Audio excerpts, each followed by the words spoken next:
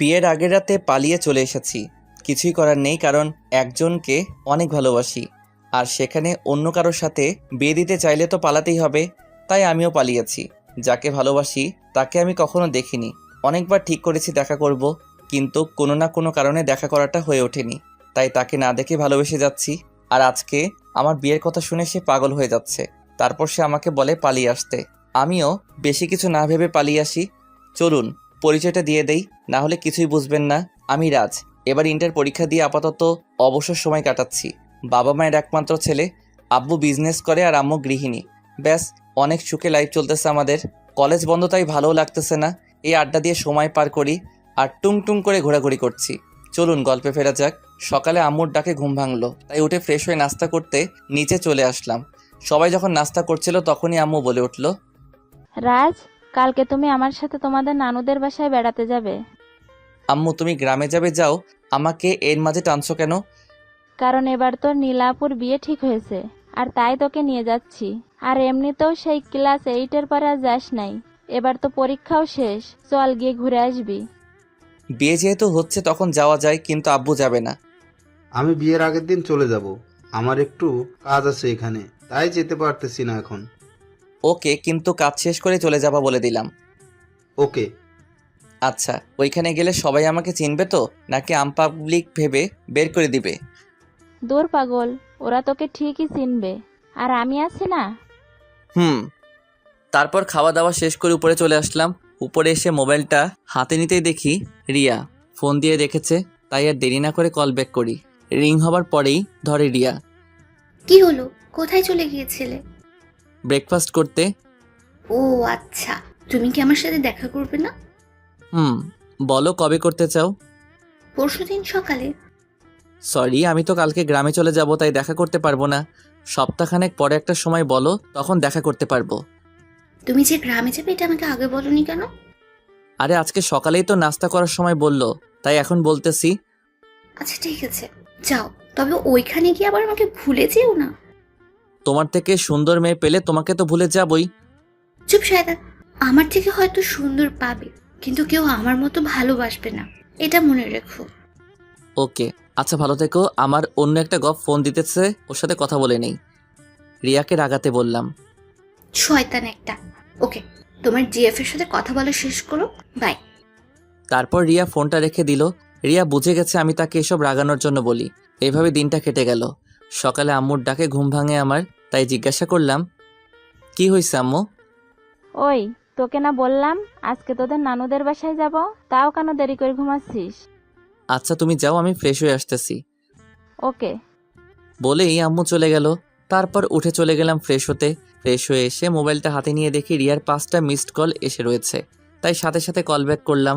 Riya phone ধরতেই বলে উঠলাম, সরি, ঘুমাচ্ছিলাম তাই ফোনটা ধরতে পারি নাই। বিয়েটা করে বাসায় এসে নেই, তারপর এত বেলা করে ঘুমানো বের করব। আপনি বউ হওয়ার স্বপ্ন দেখতে থাকেন, আমি এদিকে গ্রাম থেকে ঘুরে আসি, কেমন? হুম। আচ্ছা আমাকেও সাথে নিয়ে চলো না প্লিজ রাজ।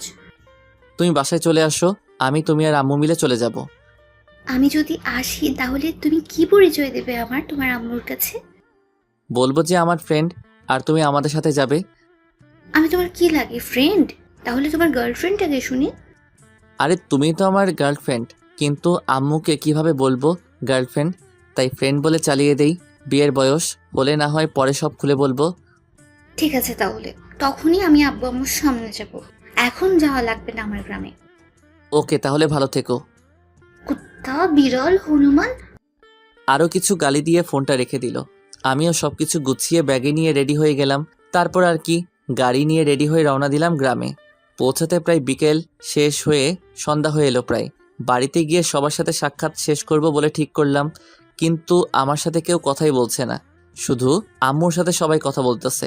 হঠাৎ একটা মেয়ে এসে আমাকে একটা রুম দেখিয়ে দিল। ব্যাগ রেখে একটু জিরাতে বসলাম। তখনই নীলা আপু আসলো। কি রে রাজ, কি খবর তোর? এই তো ভালো আপু। তুই তো অনেক বড় হয়ে গেছিস। কিছুটা। কিন্তু আমি আসার পর কেউ কোনো কথা বললো না কেন আমার সাথে? আরে তুই কত বছর ধরে আসিস না, তাই সবাই তোর উপরে অভিমান করে আছে।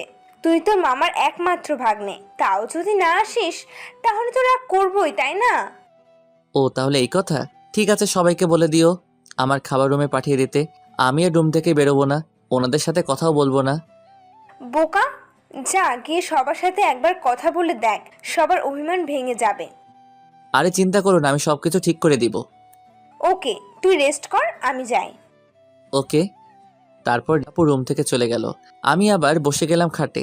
মোবাইলে রিয়াকে টেক্সট করে জানিয়ে দিলাম আমি পৌঁছে গেছি, না হলে আবার আর চিন্তা করবে। হঠাৎ কে যেন দরজা দিয়ে ঢুকলো।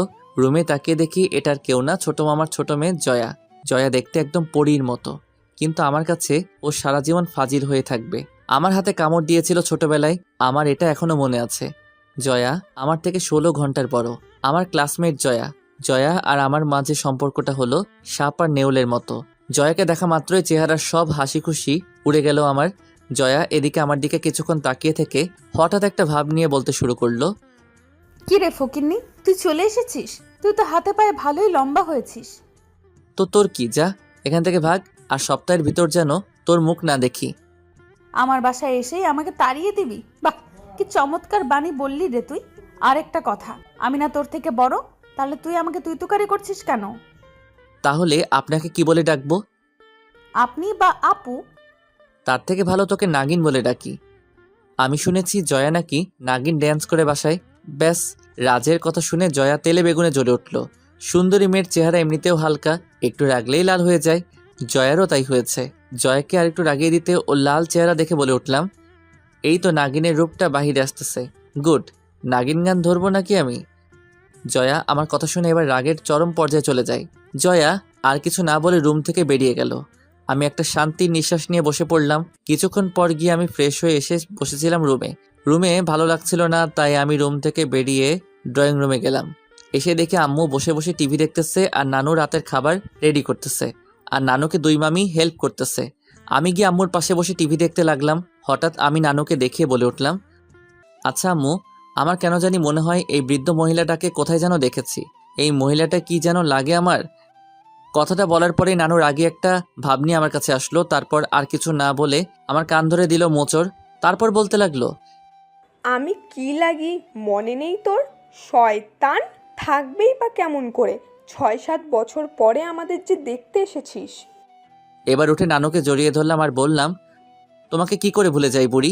আমার সাথে কথা বলানোর জন্য এটা বলেছি। সরি, এতদিন বিজি ছিলাম তাই আসতে পারি নাই। শয়তান, মানুষ হবি না। বলে নানু জড়িয়ে ধরলো। ব্যাস, নানুর সাথে ডিল ওকে। এবার মামাদের পালা, ওনারা আসলে সবকিছু ঠিক করে দিব। তাই আমি বসে টিভি দেখতে লাগলাম। তখনই জয়া হুট করে কোথা থেকে যেন এসে বসলো। কিরে পেতনি, কোথা থেকে আসলি? তোকে কেন বলতে যাব? আর তুই এখনো এই বাড়িতে কি করিস? তোকে না বলেছি তুই চলে যাবি? তুই বললেই হলো আর আমি চলে যাব? বেশি বকবক করলে তোকে বাসা থেকে বের করে দিব। আমার সে ক্ষমতা আছে, তুই জানিস। শয়তান, রাখ, তোকে একটা উচিত শিক্ষা দেব। যা পারলে দিস। তারপর জয়া চিমটি কেটে উঠে দৌড় দেয়। আমি কিছু না বলে চুপ করে সহ্য করে নিলাম। তারপর মামারা আসলে ওনাদেরকে মানিয়ে ফেললাম। তারপর রাতে খাওয়া দাওয়া করে দিলাম, একটা ঘুম। সকালে উঠে দেখি জয়া আমার বিছানার পাশে বসে আছে। হালকা একটু ভয় পেয়ে যাই। তারপরও নিজেকে সামনে নিয়ে বললাম, কি হলো, তুই এখানে বসে আছিস কেন?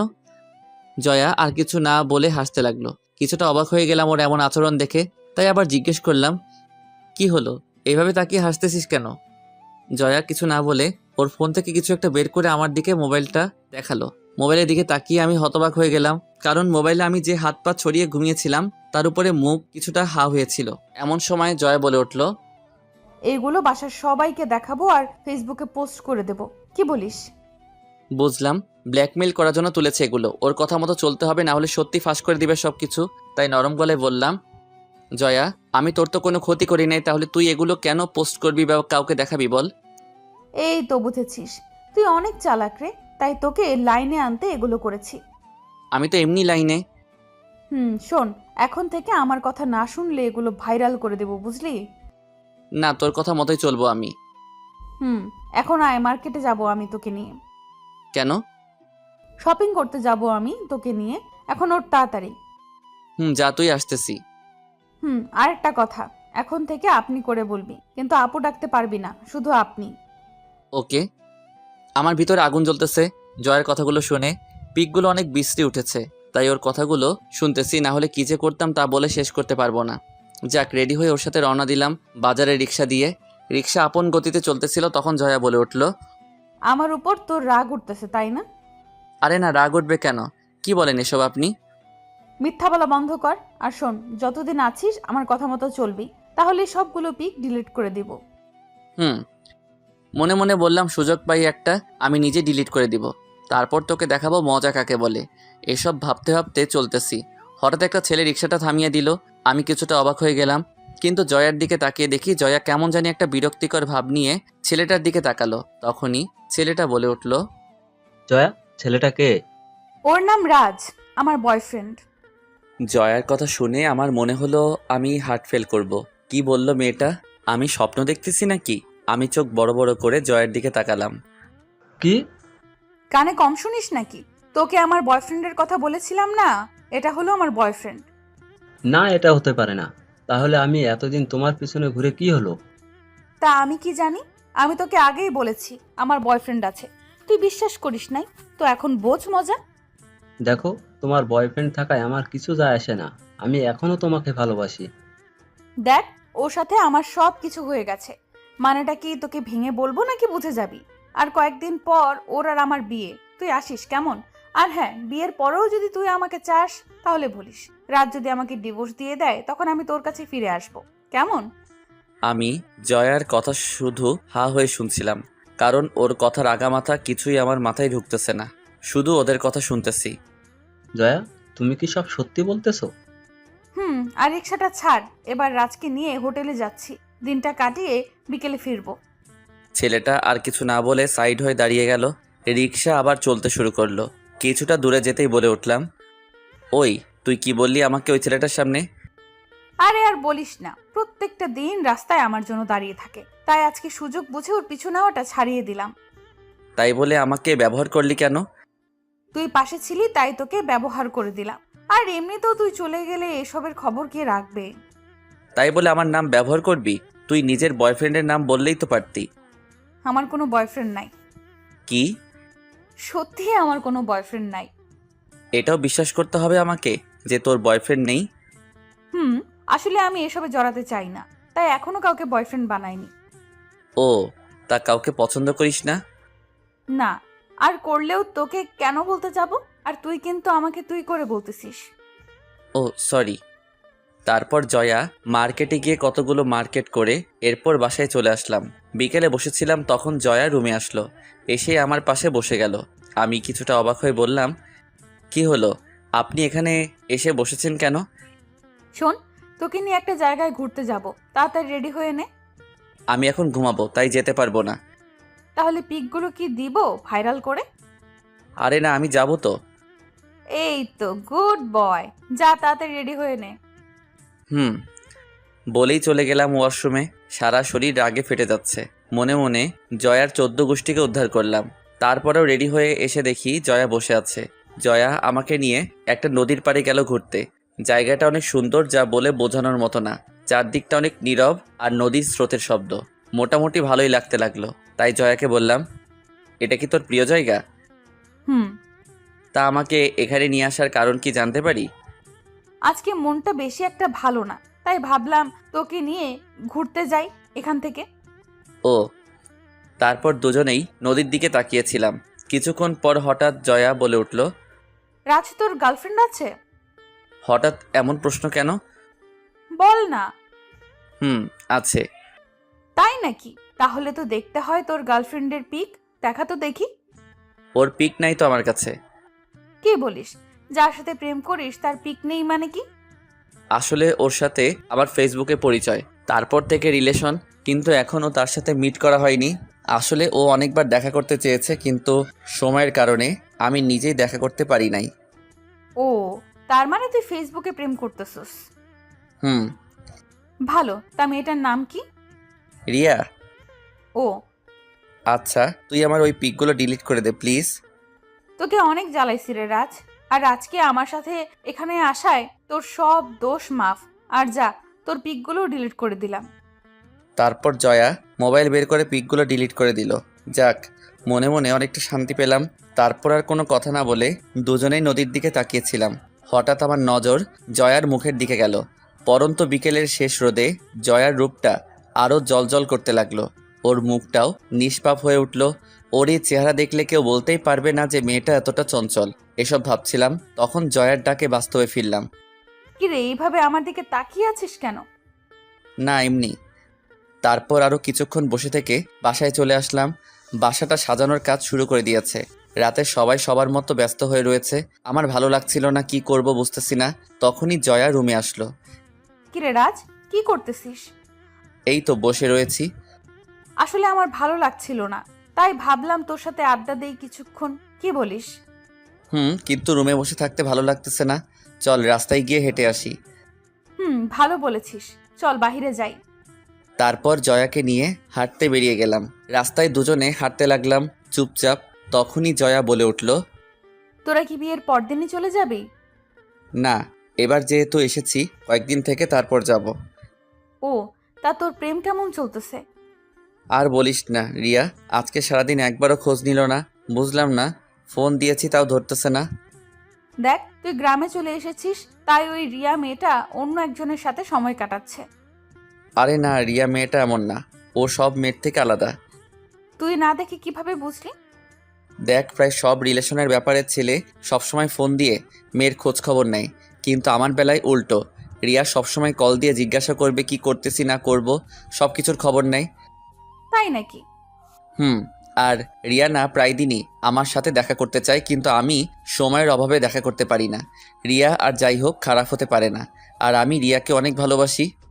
ও রোমিও সাহেব, রোম্যান্স বাদ দিয়ে বাস্তবে আসেন। আচ্ছা চল বাসায় যাই। কেন, কাজ আছে নাকি? না, তবে খাওয়ার সময় হয়ে গেছে। ও, চলো। তারপর বাসার দিকে হাঁটতে লাগলাম। কি যেন মনে করে জয়াকে ডাক দিলাম। জয়া পিছনে ফিরে তাকালো।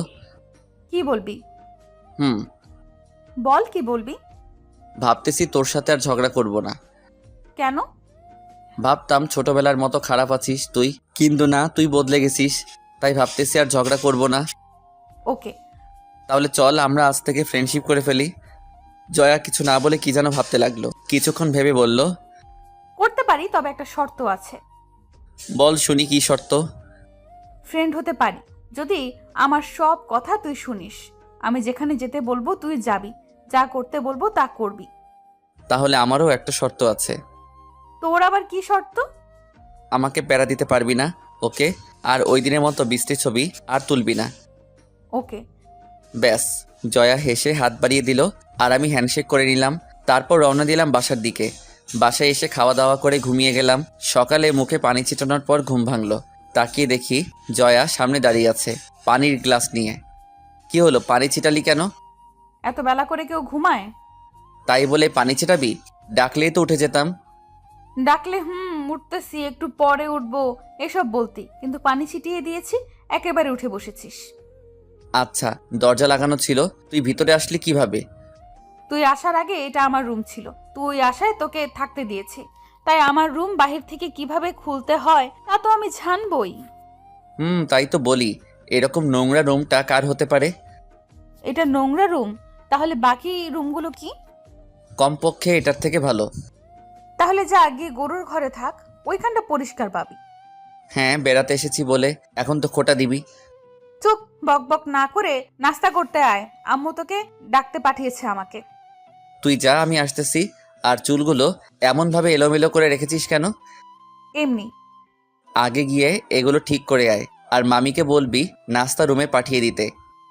চুপচাপ আয়, না হলে মারবো ধরে। তোর জন্য আমি এখনো খাইনি।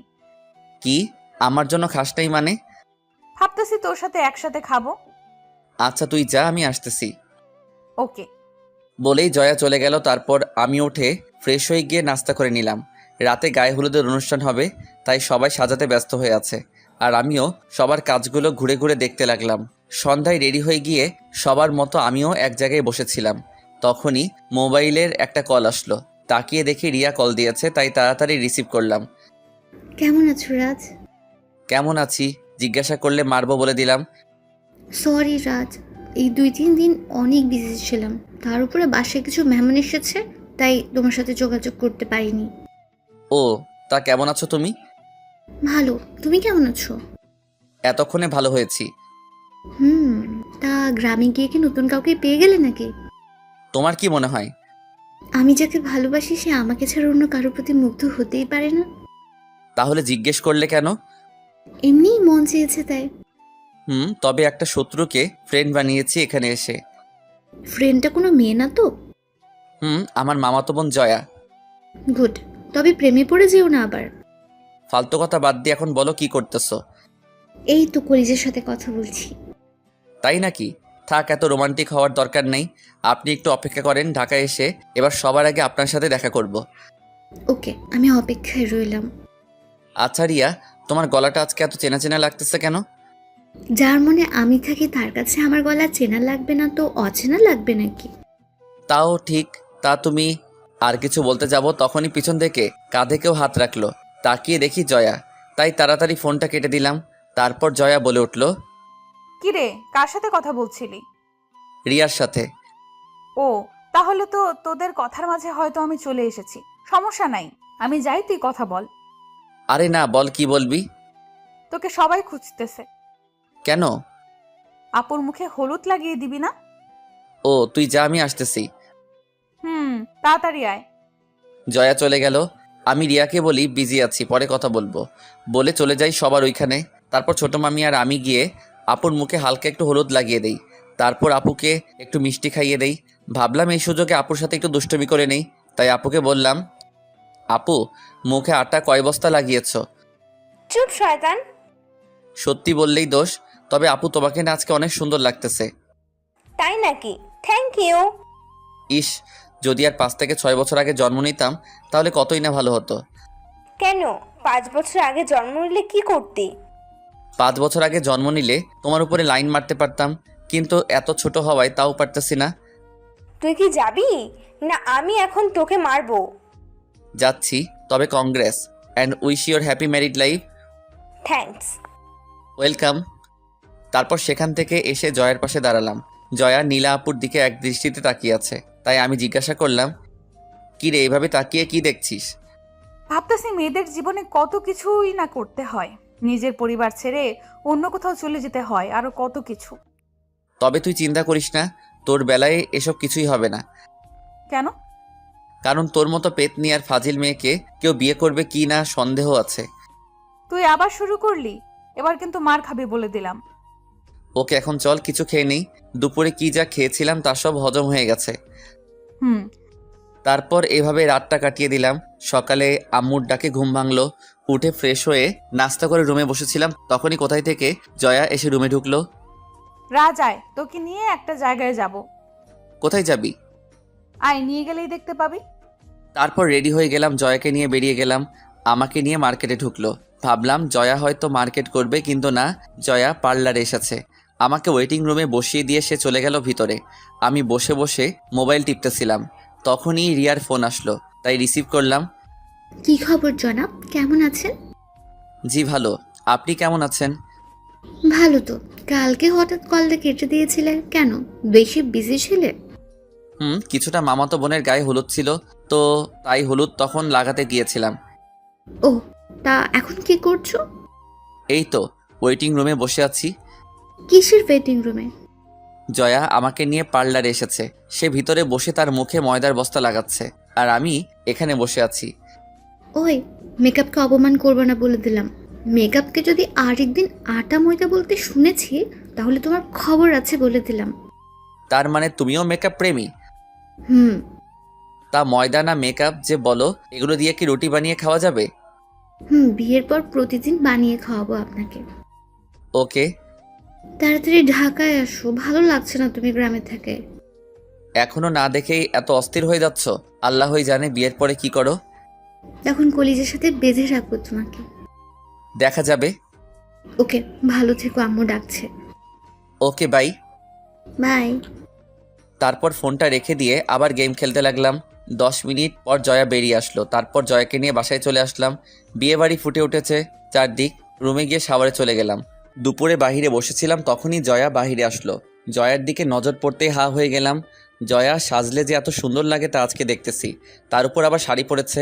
হাই খোদা, মেয়েটা তো পরীর সাথে পাল্লা দিতে পারবে। শুধু আমি না, বিয়েবাড়ির সবাই জয়ার দিকে হা করে তাকিয়ে আছে। জয়া আমার সামনে এসে দাঁড়িয়ে জিজ্ঞাসা করলো, কিরে কেমন লাগছে আমাকে? আগে এটা বল, আটার দাম কি কমেছে নাকি? তুই মানুষ হবি কবে? তুই এত সেজেছিস কেন? বিশেষ কেউ আসবে নাকি আজকে? আপুর বিয়েতে আমি সাজবো না তা কি হয় নাকি? এত সেজে একটা কাজ এগিয়ে নিয়েছিস। সেটা কি? তোর বিয়েটা মনে হয় এবার তাড়াতাড়ি হয়ে যাবে, কারণ যেভাবে সেজেছিস কেউ না কেউ পছন্দ করেই যাবে, দেখিস। ধুর, এসব ফাউল কথা। আয় ওইদিকে গিয়ে বসি। তারপর আমি আর জয়া গিয়ে একটা গাছের নিচে বসে রইলাম। তখনই আমার নজরে পড়ল ওই দিন রিক্সা আটকানো ছেলেটা। ছেলেটাকে ইশারা করে দেখালাম। ছেলেটা জয়ার দিকে হা করে তাকিয়ে আছে। জয়া ওর চাওয়া দেখে আমার কাছে এসে আমার হাতটা জড়িয়ে ধরে আমার কাঁধে মাথা রাখলো। আমি চুপ করে মোবাইল টিপতে লাগলাম। ছেলেটার দিকে নজরটা তুলে তাকিয়ে দেখি ছেলেটার মুখের 12টা বেজে গেছে। আমি আস্তে করে বললাম, জয়া, বাসার সবাই এদিকেই আছে, কেউ যদি দেখে ফেলে কি হবে বলো তো? ধুর, কিছুই হবে না, তুই চাপ নিস না। এই ছেলেটা হয়তো আজকের পর থেকে আর আমার দিকে ফিরেও তাকাবে না। তাই বলে এসব? চুপ করে বসে থাক। ছেলেটা চলে যাওয়ার পর দুজনে মিলে হাসতে লাগলাম। তারপর বিয়ের কাজটাও শেষ হয়ে গেল। তবে খেয়াল করলাম কিছু ছেলে জয়াকে ফলো করতেছে, ওর সাথে কথা বলার সুযোগ খুঁজতেছে, কিন্তু আমাকে দেখে আর সাহস করতে পারতেছে না। জয়া আমার সাথে এমনভাবে লেগে আছে যে কেউ ভাববে আমরা গার্লফ্রেন্ড বয়ফ্রেন্ড। জয়া মেয়েটা গ্রামে থেকে এমনিতেও অনেক মডার্ন, কেউ সহজে বুঝতে পারবে না যে জয়া গ্রামে থাকে। জয়াকে শহরের মেয়েদের মতোই দেখতে। যাক, প্রায় সন্ধ্যার দিকে পাত্রপক্ষ নীলা আপুকে নিয়ে চলে গেল। সবাই কিছুটা মন খারাপ করে বসে আছে। এইভাবে রাতটা কাটিয়ে দিলাম। সকালে আম্মুর ডাকে ঘুম ভাঙলো। উঠে ফ্রেশ হয়ে গিয়ে নাস্তা করে নিলাম। তারপর আবার রুমে এসে বসে বসে মোবাইল টিপতে লাগলাম। তখনই জয়া রুমে আসলো। রাজ, তোর কি এখন কোনো কাজ আছে? না, কেন? তাহলে চল কোথাও গিয়ে ঘুরে আসি, ভালো লাগছে না। এখন না, বিকালে গেলে ভালো হয়। ওকে। বলেই জয়া চলে গেল। বিকেলে আমি আর জয়া চলে গেলাম, ঘুরতে গেলাম সেই নদীর পাড়ে। প্রায় সন্ধ্যার পরে বাসায় আসলাম। এভাবে কেটে গেল 5-6 দিন। আমি আর জয়া বিকালে মার্কেটে গিয়েছিলাম কিছু কাপড় কিনতে। তখনই আম্মু ফোন দিয়ে বলল জয়াকে নিয়ে তাড়াতাড়ি বাসায় যেতে। তারপর জয়াকে নিয়ে বাসায় চলে গেলাম। গিয়ে দেখি বাসার সবার মুখে কেমন যেন একটা হাসি ফুটে আছে। আমি আর জয়া কিছু না বুঝে ভিতরে যেতেই আম্মু বলল, জয়া যা, তুই গিয়ে রেডি হয়ে আয়। কেন আন্টি? তুই গিয়ে রেডি হ, আমি এসে তোকে সব বলবো। জয়া ভিতরে চলে গেল। তাই আমি আম্মুকে জিজ্ঞাসা করলাম, কি হয়েছে আম্মু? জয়াকে পাত্রপক্ষ দেখতে আসতেছে। কি, এত ছোট মেয়েকে ওরা বিয়ে দিয়ে দিবে? আরে বিয়ে দেবে না, পাত্রপক্ষ জয়াকে দেখে যাবে আজকে। তারপর একদিন সময় করে জয়াকে এঙ্গেজমেন্টের রিং পরিয়ে দিয়ে যাবে। তারপর জয়ার পড়ালেখা শেষ হলে বিয়ে হবে। এসবের কি দরকার? একেবারে পড়ালেখা শেষ করার পরেই তো এসব করলে হয়। আরে এঙ্গেজমেন্ট করানোর কারণ হলো আর কেউ যেন জয়ার বিয়ের প্রস্তাব না নিয়ে আসতে পারে, সেই জন্য। আমার ভাই জিজা সুন্দরী, তাতে সবার নজর পড়তেই পারে, তাই সেসব নজর আটকে ওরা আজকে জয়াকে দেখে যাবে। তারপর কয়েকদিনের ভেতর এঙ্গেজমেন্টের রিং পরিয়ে দেবে। ও, তাহলে তো ভালোই। আচ্ছা তুই থাক, আমি গেলাম। আম্মু চলে যাওয়ার পর আমি রুমে গিয়ে ফ্রেশ হয়ে জয়ের রুমে গেলাম। গিয়ে দেখি জয়া সাজতেছে মন খারাপ করে। কি হয়েছে, এমন মন খারাপ করে বসে আছিস কেন? আচ্ছা, এই বয়সে এঙ্গেজমেন্ট করানোর মানে হয়? আমি নীলাপুর বিয়ের দিনই তোকে বলেছিলাম যে এত সাজিস না, বিপদ হবে। হলো তো বিপদটা। ধুর, এখন কি করব এটা বল। তুই জানিস তোর মন কি বলে। দেখি কি হয়, সময় সবকিছু বলে দিবে। এটাই। আচ্ছা তুই থাক, আমি গেলাম। গিয়ে দেখি বাহিরে কি হচ্ছে। তারপর বাহিরে এসে দেখি সবাই নাস্তা তৈরি করতেছে পাত্রপক্ষের জন্য। আমি বসে বসে ওনাদের সব আয়োজন দেখতে লাগলাম। কিছুক্ষণ পর কয়েকজন লোক আসলো বাসায়। বিশেষ করে পাত্রটা অনেক সুন্দর। আমি ওনাদের এখান থেকে জয়ার কাছে গেলাম। জয়া, তোর তো কপাল খুলে গেল। মানে? ছেলেটা দেখতে স্মার্ট আর অনেক কিউট। ধুর, বক বক করিস না। ছেলে রাজপুত্র হলেও আমি এখন এসব পড়তে পারবো না। এটা তোর ব্যাপার, তুই থাক, আমি গেলাম। বলে সেখান থেকে চলে আসলাম আবার ড্রয়িং রুমে। এসে আবার ওনাদের সাথে বসে রইলাম। কিছুক্ষণ পর জয়াকে নিয়ে আসা হলো ওনাদের সামনে। সবাই দেখে পছন্দ করলো। যাক, পছন্দ হয়েছে এটা শুনেই খুশি হলাম। ওনারা বাসায় গিয়ে এঙ্গেজমেন্টের তারিখ জানিয়ে দিবে বলে ওনারা চলে যায়। জয়া নিজের রুমে চলে যায় আর আমি নিজের রুমে। রাতে খাওয়া দাওয়া শেষ করে বসেছিলাম, তখনই জয়া রুমে আসলো। মুখটা ভার করে আছে, তাই জিজ্ঞাসা করলাম, কি রে, কি হয়েছে, এমন মুখ করে আছিস কেন? ওইটা নিয়েই। ও, আরে সমস্যা কোথায়? এখন তো ব্যাস এঙ্গেজমেন্ট করে রাখবে, তোর যখন মন চাইবে তুই বিয়ে করে ফেলবি। আর ছেলেও তো দেখতে কত সুন্দর। জয়া কিছু না বলে রুমে চলে গেল। আমিও আর বেশি রাত না জেগে ঘুমিয়ে গেলাম। সকালে আম্মুর ডাকে ঘুম ভাঙলো। উঠে ফ্রেশ হয়ে নাস্তা করে নিলাম। তারপর জয়ার সাথে ড্রয়িং রুমে বসে কথা বলতে লাগলাম। হঠাৎ খেয়াল করলাম ছোট মামা রুম থেকে বেরিয়ে আসলো। রাগী মুখ দেখে আমি আর জয়া দুজনেই দাঁড়িয়ে গেলাম। মামাকে আমি জিজ্ঞাসা করলাম, মামা কি হয়েছে? মামা কোনো কথা না বলে ঠাস করে জয়ার আর আমার গালে চর বসিয়ে দেয় দুইটা।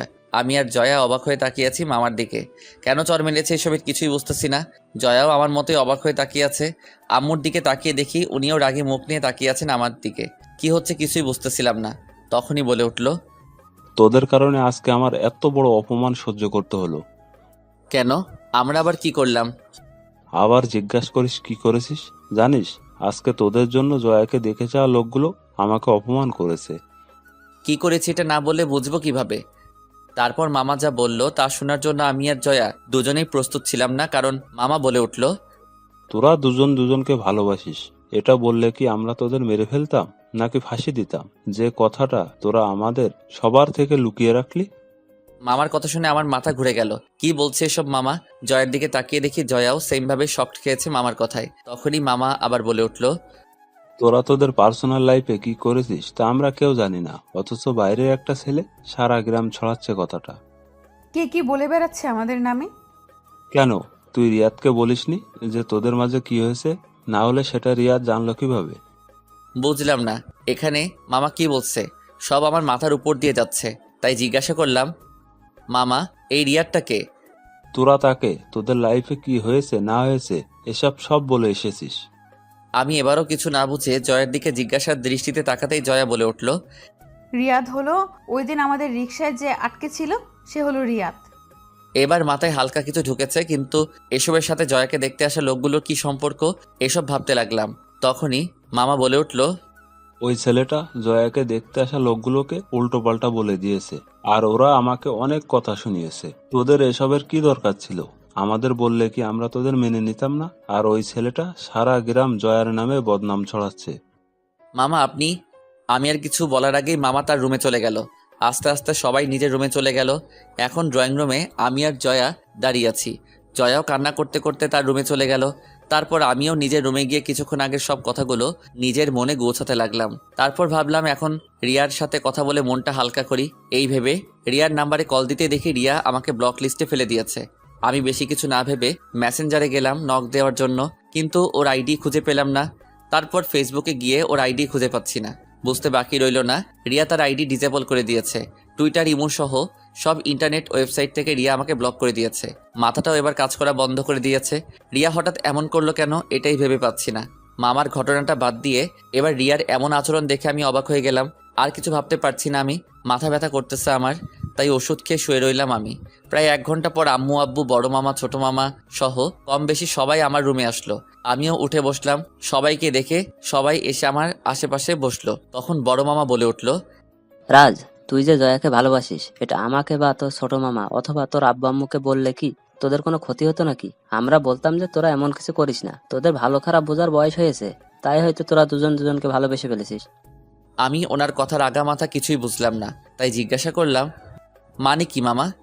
এবার আমার ভাতিজিকে তোমার হাতে তুলে দেওয়ার সময় হয়ে এসেছে, তাই তৈরি হয়ে নাও বিয়ে করার জন্য। কি? বড় একটা শক খেলাম ওনাদের কথা শুনে। কি না, জি, আগামী শুক্রবার তোমাদের দুজনকে সারা জীবনের জন্য এক করে দেয়া হবে। আমি মামার কথা শুনে আম্মু আব্বুর দিকে তাকিয়ে দেখি ওনারাও খুশি মনে বিয়েটা করাতে চায়। আমি জিম মেরে মামার কথাগুলো ভাবতে লাগলাম। সবাই নিজের মতো চলে গেল। সবার শেষে আব্বু আম্মু যাওয়ার সময় আমি ওনাদের ডাক দিয়ে আমার রুমে বসতে বলি। আব্বু জিজ্ঞাসা করলো, কিরে কি হয়েছে তোর? তোমরা সবাই কি শুরু করেছো? আমি জয়াকে ভালোবাসি, এটা তোমাদের কে বলেছে? মানে?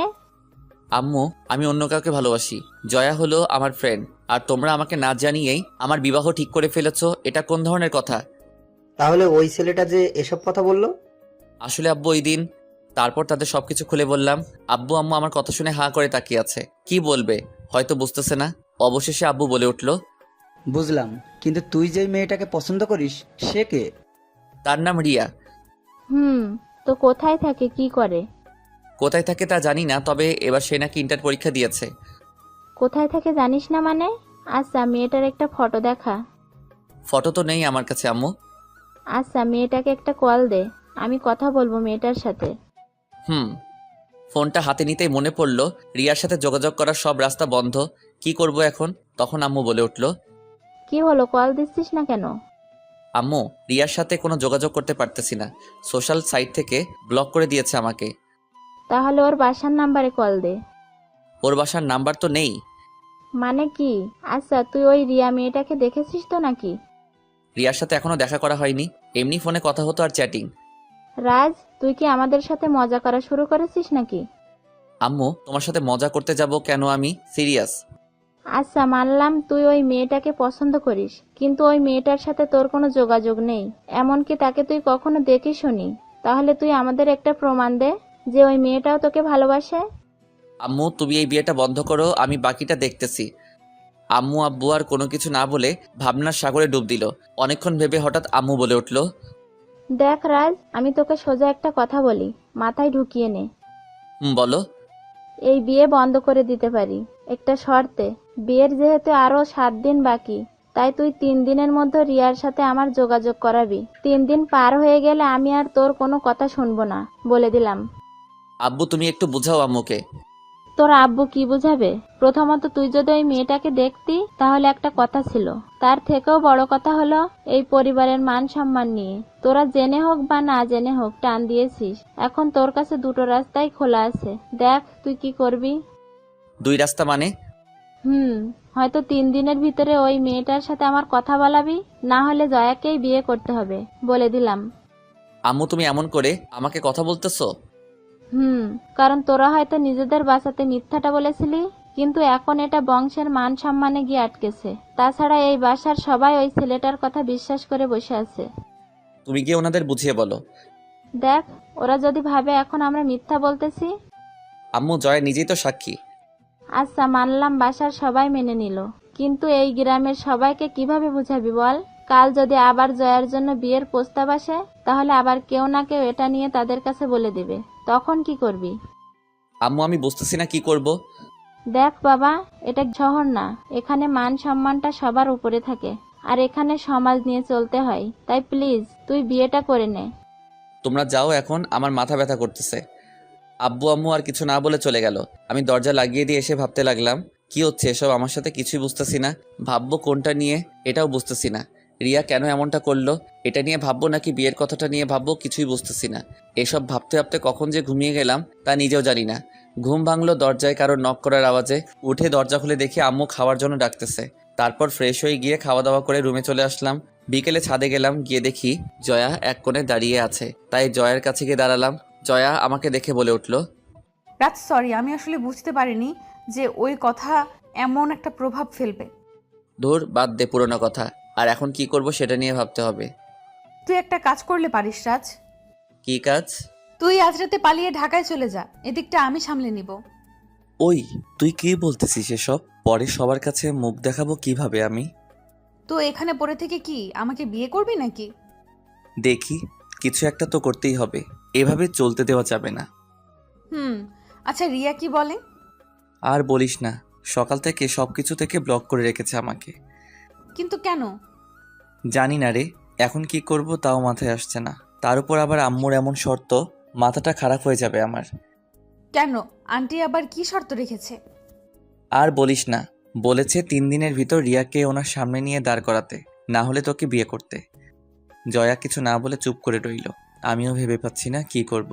সন্ধ্যায় ছাদ থেকে নেমে নিচে নেমে আসলাম। তারপর রাতে খাওয়া দাওয়া করে রুমে চলে আসলাম। ভাবতে লাগলাম কি করা যায়, কিন্তু কোনো উপায়ই পাচ্ছি না।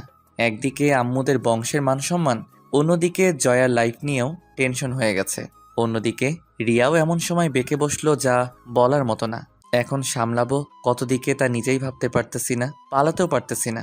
কারণ পালালে মনে করবে জয়ার সাথে সব করে যখন বিয়ের কথা আসলো তখনই পালিয়ে গেছি। এখন গ্রামের মানুষকে কিভাবে বোঝাবো যে আমার মনে আসলে কি? শালার নিজেকে এখন মনে হচ্ছে গালি দিতে। কেন যে গ্রামে আসতে গেলাম তা ভেবে পাই না।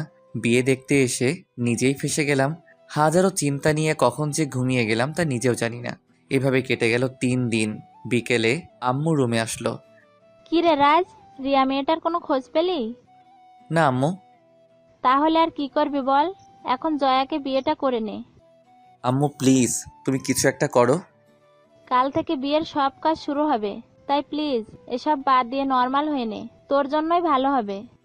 আম্মুর কথায় রিয়্যাক্ট না করে আগের মতোই বসে রইলাম। যাওয়ার আগে বলে গেল আম্মু, তোর কোনো ফ্রেন্ডকে আসতে বললে বলে দে। তুমি জানো না আমার ফ্রেন্ড কে কে, তুমি নিজেই তো দাওয়াত দিলে পারো। ফ্রেন্ড কি আমার না তোর? তুই জানিস কি করবি। আমি গেলাম।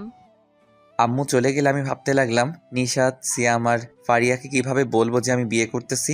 ওরা তো হাসতে হাসতে শেষ হয়ে যাবে। তার চেয়ে ভালো ওদের আগে এখানে আসতে বলি, এখানে আসলেই পরিস্থিতি বুঝে ফেলবে। রাতে ওদের ফোন দিয়ে বললাম গ্রুপে আসতে। তারপর মেসেঞ্জার গ্রুপে ওদের 3 জনকে কল দিলাম, সবাই অ্যাক্টিভ হলো। সিয়াম জিজ্ঞাসা করলো, কিরে হঠাৎ এত জরুরি তলব? শোন, তোরা কাল সকালে 3 জন আমাদের নানুর বাড়িতে চলে আসবি। কেন, কি হয়েছে? কোনো সমস্যা? আগে আয়, তারপর না হয় বলতেছি। কাল বিকেলে রওনা দিয়ে দে। নিশাত আর ফারিয়া রাজি হয়ে গেল, কিন্তু সিয়াম নাকি আসতে পারবে না, কারণ সে ঢাকার বাহিরে আছে। তো তুই কবে আসতে পারবি? 2 দিন পর। হিসাব করলাম যে সিয়াম গায়ে হলুদের দিন আসবে। যাক, তাতেও সমস্যা নেই, ওকে বলে দিলাম। পরের দিন রাতে গিয়ে নিশাত আর ফারিয়াকে স্টেশন থেকে পিক করে আনলাম। এদিকে বাসাটা হালকা সাজিয়েছে, তাই ওরা হালকা অবাক হয়ে ভিতরে আসলো। ওদের আমার রুমে বসালাম। ফারিয়া জিজ্ঞাসা করলো, কি রে রাজ, তোর মামাতো বোনের বিয়ে তো অনেকদিন আগেই শেষ, তা বাসাটা আবার সাজাচ্ছে কেন? কারণ তোর ভাই বিয়ে করতে যাচ্ছে। মানে? আর বলিস না। কিভাবে হলো? আর রিয়ার কথা বলিস না ওনাদের? শোন, আমি তোদের সব বলতেছি। তারপর ওদের শুরু থেকে সবকিছু খুলে বললাম। ওরাও শুনে চুপ করে রইল। কিছুক্ষণ কি বলবে হয়তো ভাবতেছে। তখন নিশাত বলে উঠল, সবকিছু যেমন তেমন, কিন্তু রিয়া এটা করবে ভাবতেও পারিনি। কি বলবো বল? এই জন্যই বলেছি না দেখে প্রেম করার দরকার নেই। এখন কি করবি এটা বল। এই 4 দিন ধরে এটাই ভাবতেছি, কিন্তু কোনো রাস্তা দেখতেছি না। তোর হবু বউকে ডাক তো একটু দেখি। বলেই জয়াকে ফোন দিলাম। জয়া, কোথায় তুই?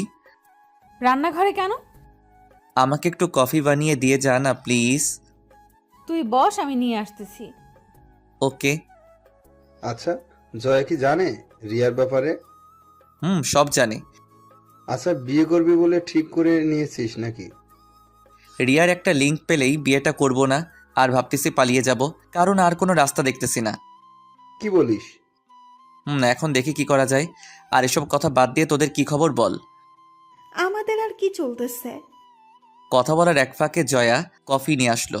তারপর আমি নিশাত আর ফারিয়ার সাথে পরিচয় করিয়ে দিলাম। রাজ, তোরা কথা বল, আমার একটু কাজ আছে, আমি যাই।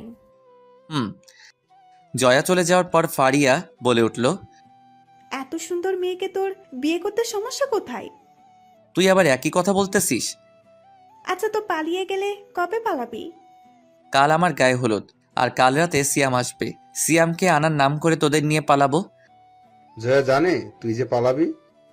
না, তবে চলে গেলে জয়া এদিকটা ঠিক সামনে দিবে, আমি জানি।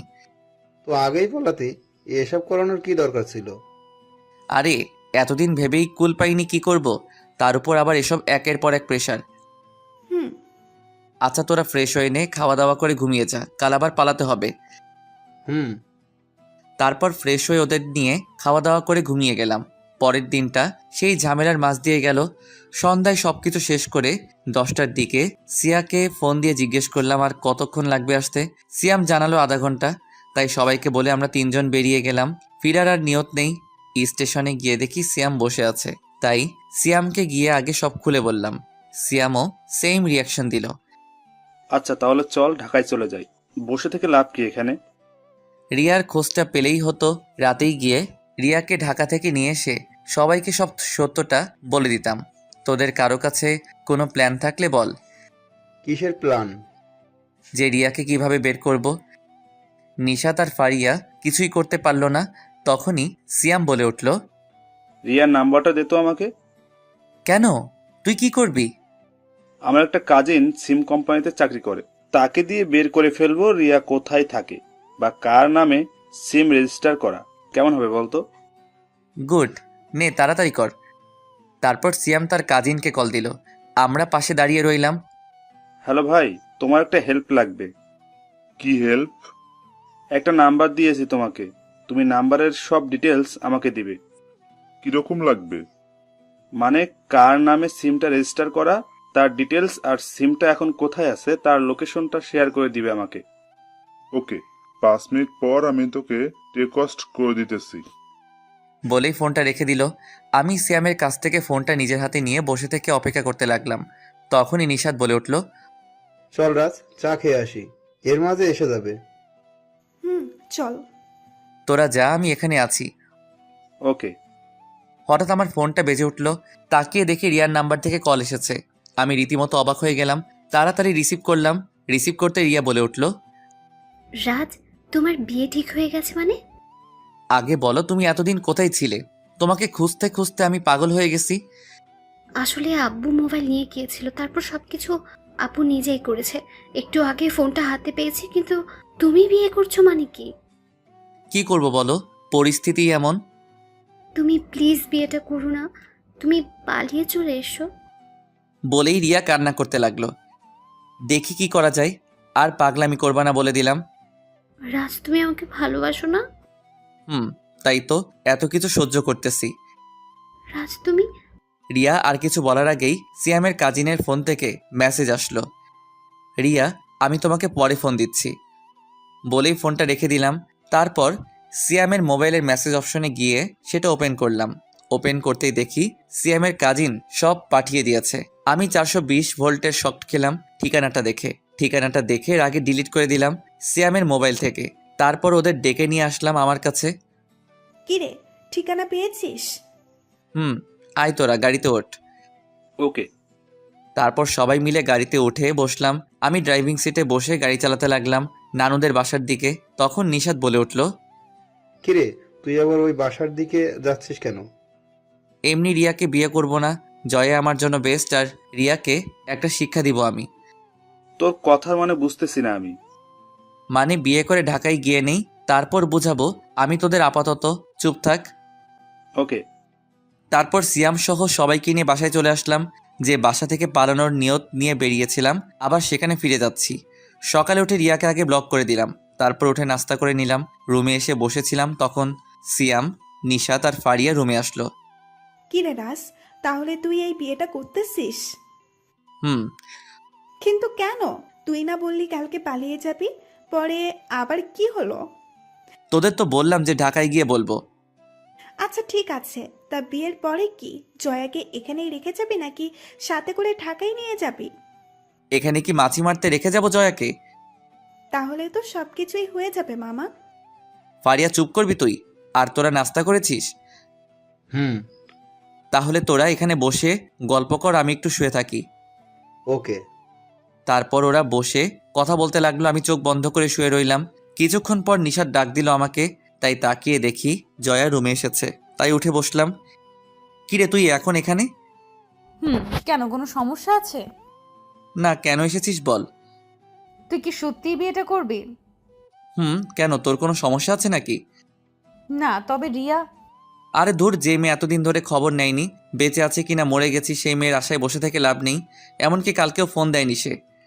ও, আর এমনিতেও তুই তো ঢাকা ভার্সিটিতে ভর্তি হবি, তাই না? তাহলে আর কি। আচ্ছা তোরা কথা বল, আমি গেলাম। জয়া চলে যাচ্ছিল, তখনই ফারিয়া বলে উঠল, জয়া ভাবি, একটু এদিকে আসো তো। বলে ওদের কাছে এসে বসলো। আমি আবার চোখ বন্ধ করে শুয়ে রইলাম। তখন ফারিয়া জয়াকে বলতে লাগলো, জয়া, তুমি এই ফাট্টোর পাল্লায় পড়তেছো? হাল্লাই জানে তোমার কি অবস্থা হয়। জয়া কিছু না বলে চুপচাপ বসে রইল। তাই আমি চোখ বন্ধ রেখে বললাম, জয়াকে নিয়ে চিন্তা না করে আমাকে নিয়ে চিন্তা কর যে আমার কি অবস্থা হবে। কেন, তোর আবার কি হবে? সাথে করে আইটেম বোম নিয়ে গেলে যা হয়, আবার অবস্থাও তাই হবে।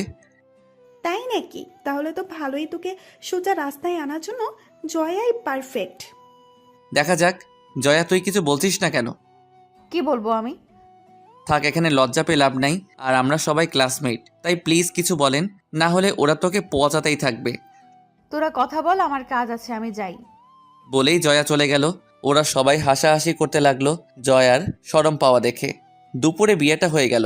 বিকেলের দিকে জয়াকে নিয়ে রওনা দিলাম ঢাকায়। রাত 11টায় এসে পৌঁছালাম বাসায় কাজের বুয়া আর রতন চাচা মিলে বাসাটা মোটামুটি সাজিয়েছে। আমি রুমে এসে ফ্রেশ হয়ে নিশাদদের সাথে চলে গেলাম ছাদে। আম্মু খাবার রেডি করতে লাগলো। আধা ঘন্টা পর আম্মু খেতে ডেকে গেল। খাওয়া দাওয়া শেষ করে নিশাদ, ফারিয়া আর সিয়ামকে নিয়ে রুমে বসে বসে গল্প করতে লাগলাম। 10 মিনিট পর আম্মু জয়াকে নিয়ে রুমে আসলো। কিরে তোরা এখানে কি করিস? যা নিচে যা, ওইখানে তোদের রুম। যাচ্ছি। আর চিন্তা করো না আন্টি, তোমার ছেলেকে নিয়ে যাব না। যা গিয়ে বস তোরা, আমি আসতেছি। ওকে। তারপর নিশাতেরা চলে গেল নিচে। আম্মু জয়াকে রুমে দিয়ে চলে গেল। আমি খাটে চুপচাপ বসে রইলাম। আম্মু চলে যাওয়ার পর জয়া দরজা লাগিয়ে দিল। দরজা লাগিয়ে দিয়ে ঘুমটা খুলে ফেলে দিয়ে এত বড় চাদরটা সেই দুপুর থেকে মাথায় দিয়ে রেখেছি। মানুষ কিভাবে পারে এইভাবে দিয়ে রাখতে?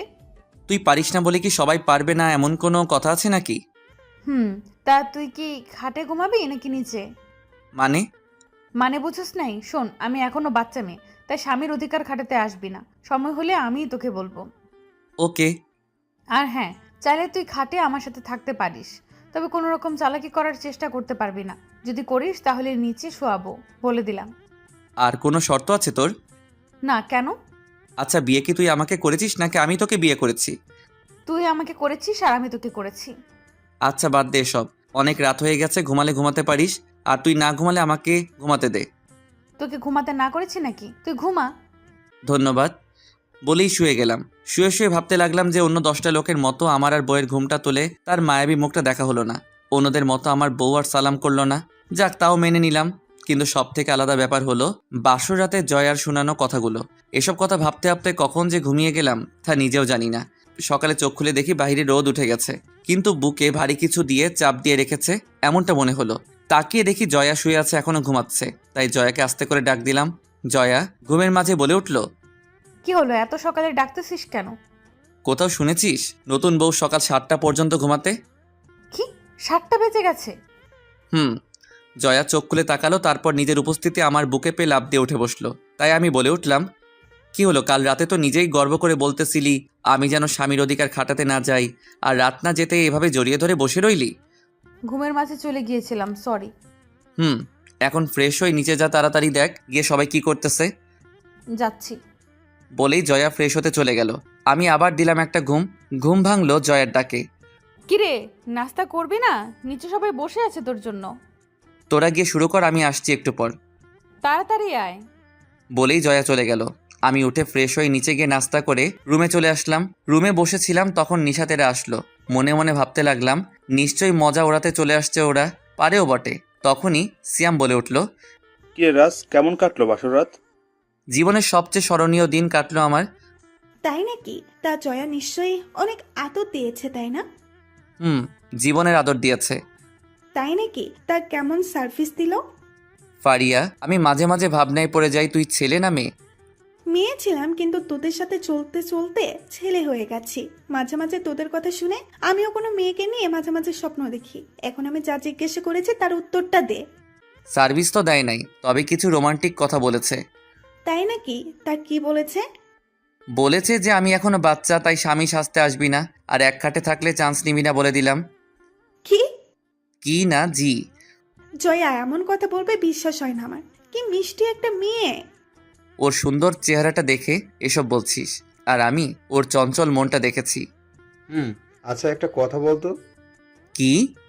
তুই ওই বাসা থেকে পালিয়ে গেলি রিয়ার সাথে দেখা করবি বলে, কিন্তু তুই আবার ফিরে গেলি, কাহিনী কি? ভালো কথা মনে করেছিস নিশাদ। তুই কাহিনী কি বলতো? আমি দুজনকেই বিয়ে করেছি। মানে? নিশাত আর ফারিয়া একসাথে বলে উঠলো। তখন পাশ থেকে সিয়াম বলে উঠল, রিয়া কালকে রাজকে কল দেওয়ার জন্য সিমটা চালু করছিল, আর তখনই আমার কাজিনের কাছে তার লোকেশন চলে যায়, আর উনি আমাকে লোকেশনটা শেয়ার করেন। তারপর আমি বুঝে যাই যে রাজ কেন কালকে বাসায় ফিরে এসেছে। ও, তার মানে? বাহ, রাজকে কি ঘুরালো এতটা দিন। যাক, অবশেষে ধরা খেয়েই গেল। তবে আমি এখন প্রতিশোধ নিতে চাই। মানে? 7 দিন আমাকে প্যারা দিয়েছে, আমিও তাকে কয়েক মাস প্যারা দিতে চাই। তোরা সঙ্গ দিবি কিনা বল। আমরা তো সব সময় তোর সাথে আছি, কিন্তু কিভাবে প্রতিশোধ নিবি এটা আগে বল। আমাকে একটু ভাবতে দে, আর তোরাও একটু ভাব, উপায় পেলে বলবি। ওকে। তারপর সবাই কিছুক্ষণ চুপ করে ভাবতে লাগলাম কিভাবে নিব, ভেবেই পাচ্ছিলাম না। তখনই ফারিয়া বলে উঠল, রাজ, আমি একটা উপায় পেয়েছি। বল শুনি কি উপায়। শোন, আমরা একটা ফেক রিয়া সাজিয়ে তার সাথে তুই মিথ্যা নাটক করতে থাকবি, আর এদিকে উনি জ্বলবে আর পুড়বে। Great idea. সব ঠিক আছে, কিন্তু এই ফেক রিয়াটা হবে কে? আরে চিন্তা করিস না, আমার একটা কাজিন আছে, আমাদের বাসায় থাকে। সে দেখতেও সুন্দর, তার উপর আবার অ্যাক্টিং ভালো পারে। তুই আসলে একটা চিজ, মানুষের উপকারের চেয়ে ক্ষতিটা কিভাবে করতে হয় তা খুব ভালো করে জানিস, আর এমন লোক টিমে থাকা দরকার। ওই তুই চুপ কর, আসছে আমারে বলতে। ওকে, তুই কথা বলে দেখ, কালকে বিকেলে আমি পুরনো বাড়িতে আসব, ওইখানে কথা হবে। ওকে। তারপর সবাই যার যার মতো বসে বসে মজা করতে লাগলাম। আর এদিকে জয়া আম্মুর সাথে রান্না শিখতে ব্যস্ত। এত বড় হয়ে গেছে এখনো রান্না শিখে নাই। যাক, মামাদের আদরের মেয়ে, তাই আম্মু জয়াকে তার শিষ্য বানিয়ে নিল। দুপুরে খাওয়া দাওয়া করে সিয়ামেরা চলে গেল। আমি রুমে বসে মোবাইল টিপতে লাগলাম। কিছুক্ষণ পর জয়া রুমে আসলো, এসেই চারদিকে চার হাত পা ছড়িয়ে শুয়ে পড়ল। আমার দিকে তাকিয়ে হালকা করে একটা হাসি দিল। কি হলো, দাঁত বাহির করে আছিস কেন? তোকে একটা কাজ করে দিতে হবে। কি কাজ? আমার মাথাটা ব্যথা করতেছে, একটু টিপে দিবি প্লিজ? আর কাউকে পেলি না এটা বলার জন্য যে আমি যে তোর স্বামী, সেটা ভুলে গেলি নাকি? চুপ কর, আর যা বলছি তা কর। আসছে স্বামী হইতে, তাড়াতাড়ি মাথার একটু টিপে দে। আর এই বাসাতে আঙ্কেল আন্টি ছাড়া তো তুই আছিস, তাহলে আর কাকে বলবো? ওকে, কিন্তু বেশি নড়াচড়া করতে পারবি না, ঠিক আছে? আমি গিয়ে দেয়ালের সাথে পিঠ ঠেকিয়ে ধাক্কা দিয়ে বসলাম। ওকে। জয়া বালিশ নিয়ে আমার কোলে রাখলো, তারপর সেটার উপর শুয়ে পড়ল। আমি আস্তে আস্তে জয়ার মাথাটা টিপে দিতে লাগলাম। তখনই জয়া বলে উঠল, রাজ, তুই যে বউয়ের সেবা করতেছিস সেটা আঙ্কেল আন্টি জানলে কি করবে? প্রথমত তুই আমাকে দিয়ে তোর সেবা করাচ্ছিস, শুনলে তোকে তোর বাসায় পাঠিয়ে দিবে, তারপর আবার আমাকে বিয়ে করাবে। চুপ শয়তান, আবার বিয়ে করবে? শখ কি ওনার? কেন, আরেকটা বিয়ে করলে তোর কি সমস্যা? আরেকটা বিয়ে করলে ওই বউটা আমাকে আদর করবে, আরও কত কিছু। আর আমি তোকে এমন মার মারবো যে জীবনে আর আদর খাওয়ার নাম নিবি না। রাখ, আব্বু আম্মুকে তোর গুন্ডি স্বভাবের কথাটা বলবো আজকেই। যা গিয়ে বলে দেখ, আঙ্কেল আন্টি বিশ্বাস করবে না। ওই, আমার আব্বু আম্মু তোর আঙ্কেল আন্টি লাগে বিয়ের পরেও? আমার যখন যেটা মন চাইবো তখন সেটাই বলবো, তাতে তোর কোনো সমস্যা? তোর কপাল ভালো এই বাসার বউ হয়ে এসেছিস, না হলে ওই ছেলেটার সাথে বিয়ে হলে বুঝতি কত ধানে কত চাল। এখানে লেখা ছিল তাই এখানে হয়েছে, আর বেশি কথা না বলে মাথা টেপ। আমার হাত ব্যথা করতেছে, আমি আর পারবো না। আর একটু টিপে দে না প্লিজ, ঘুম চলে আসছে। ওকে, কিন্তু তার বিনিময়ে আমি কি পাবো? কি বিনিময় নিবি বল? আমাকে আর জ্বালাতে পারবি না আজকে। ওকে। তারপর আবার জয়ার মাথাটা টিপে দিতে লাগলাম। কিছুক্ষণ পর জয়া ঘুমিয়ে গেল। আমি ওর মুখটার দিকে তাকিয়ে ভাবতে লাগলাম যে এই ঘুমন্ত চেহারাটা দেখে মনে হয় না মেয়েটা এত চঞ্চল, তবু কেন জানি এত ভালো লাগে। এসব ভাবতে ভাবতে দেয়ালে ধাক্কা দেওয়া অবস্থায় আমিও ঘুমিয়ে গেলাম, কখন তা নিজেও জানি না। ঘুম ভাঙলো আম্মুর ডাকে, তাকিয়ে দেখি আম্মু সামনে দাঁড়িয়ে আছে। কিরে, সন্ধ্যা হয়ে গেছে, উঠবি না? হুম। তা রোমান্স করতে করতে একেবারে ঘুমিয়ে গেলি? মানে? নিচে তাকিয়ে দেখ। নিচে তাকিয়ে দেখি জয়া আমার কোলে শুয়েই ঘুমিয়ে রয়েছে। আম্মুকে বললাম, তুমি এটাকে রোমান্স করেছি ভাবতেছো? তোমার ভাইয়ের মেয়ে আমাকে দিয়ে তার মাথা টিপিয়েছে। তো কি হয়েছে? আচ্ছা, এমন মেয়েকে আনতে পারলে না যে আমার একটু সেবা করবে? চুপ কর, কালকে মেয়েটা এসেছে আর আজকে খুঁড় ধরা শুরু করেছিস? তুই তোর বাবার বা বংশের একটা নৌকো ফেলবি। এখানে আব্বু আর আমার বংশ আসলো কোথা থেকে? তোর বাবা আর তোর দাদু সারা জীবন আমার খুঁড় ধরে এসেছে, আর এখন তুই আমার ভাইয়ের মেয়েটাকে নিয়ে পড়েছিস খুঁড় ধরতে? তোরা ভালো হবি কবে বলতো? আম্মু, আমার ভুল হয়েছে। তোমার ভাইয়ের মেয়েকে নিয়ে এখন যাও, আর মহারানীকে উঠিয়ে তোমার সাথে নিয়ে যাও। তোর বউ তুই নিয়ে আয়, আমি গেলাম। বলেই আম্মু সুরসুর করে রুম থেকে চলে গেল।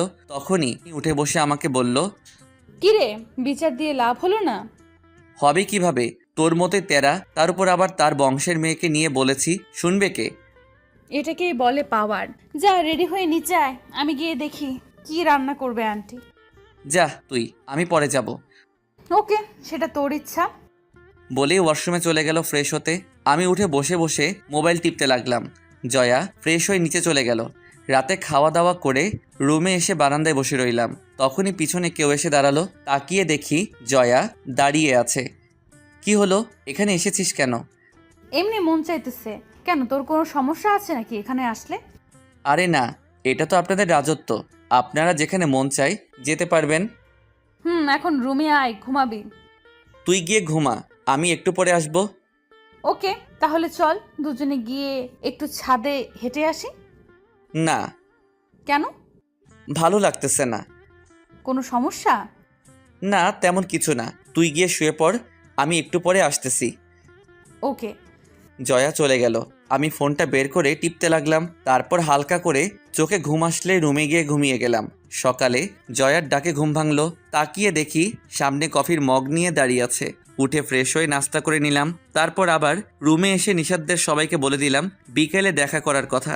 বিকেলে রেডি হয়ে চলে গেলাম সেই আড্ডা দেওয়ার পুরনো বাড়িতে। এসে দেখি সবাই বসে আছে আমার আগেই।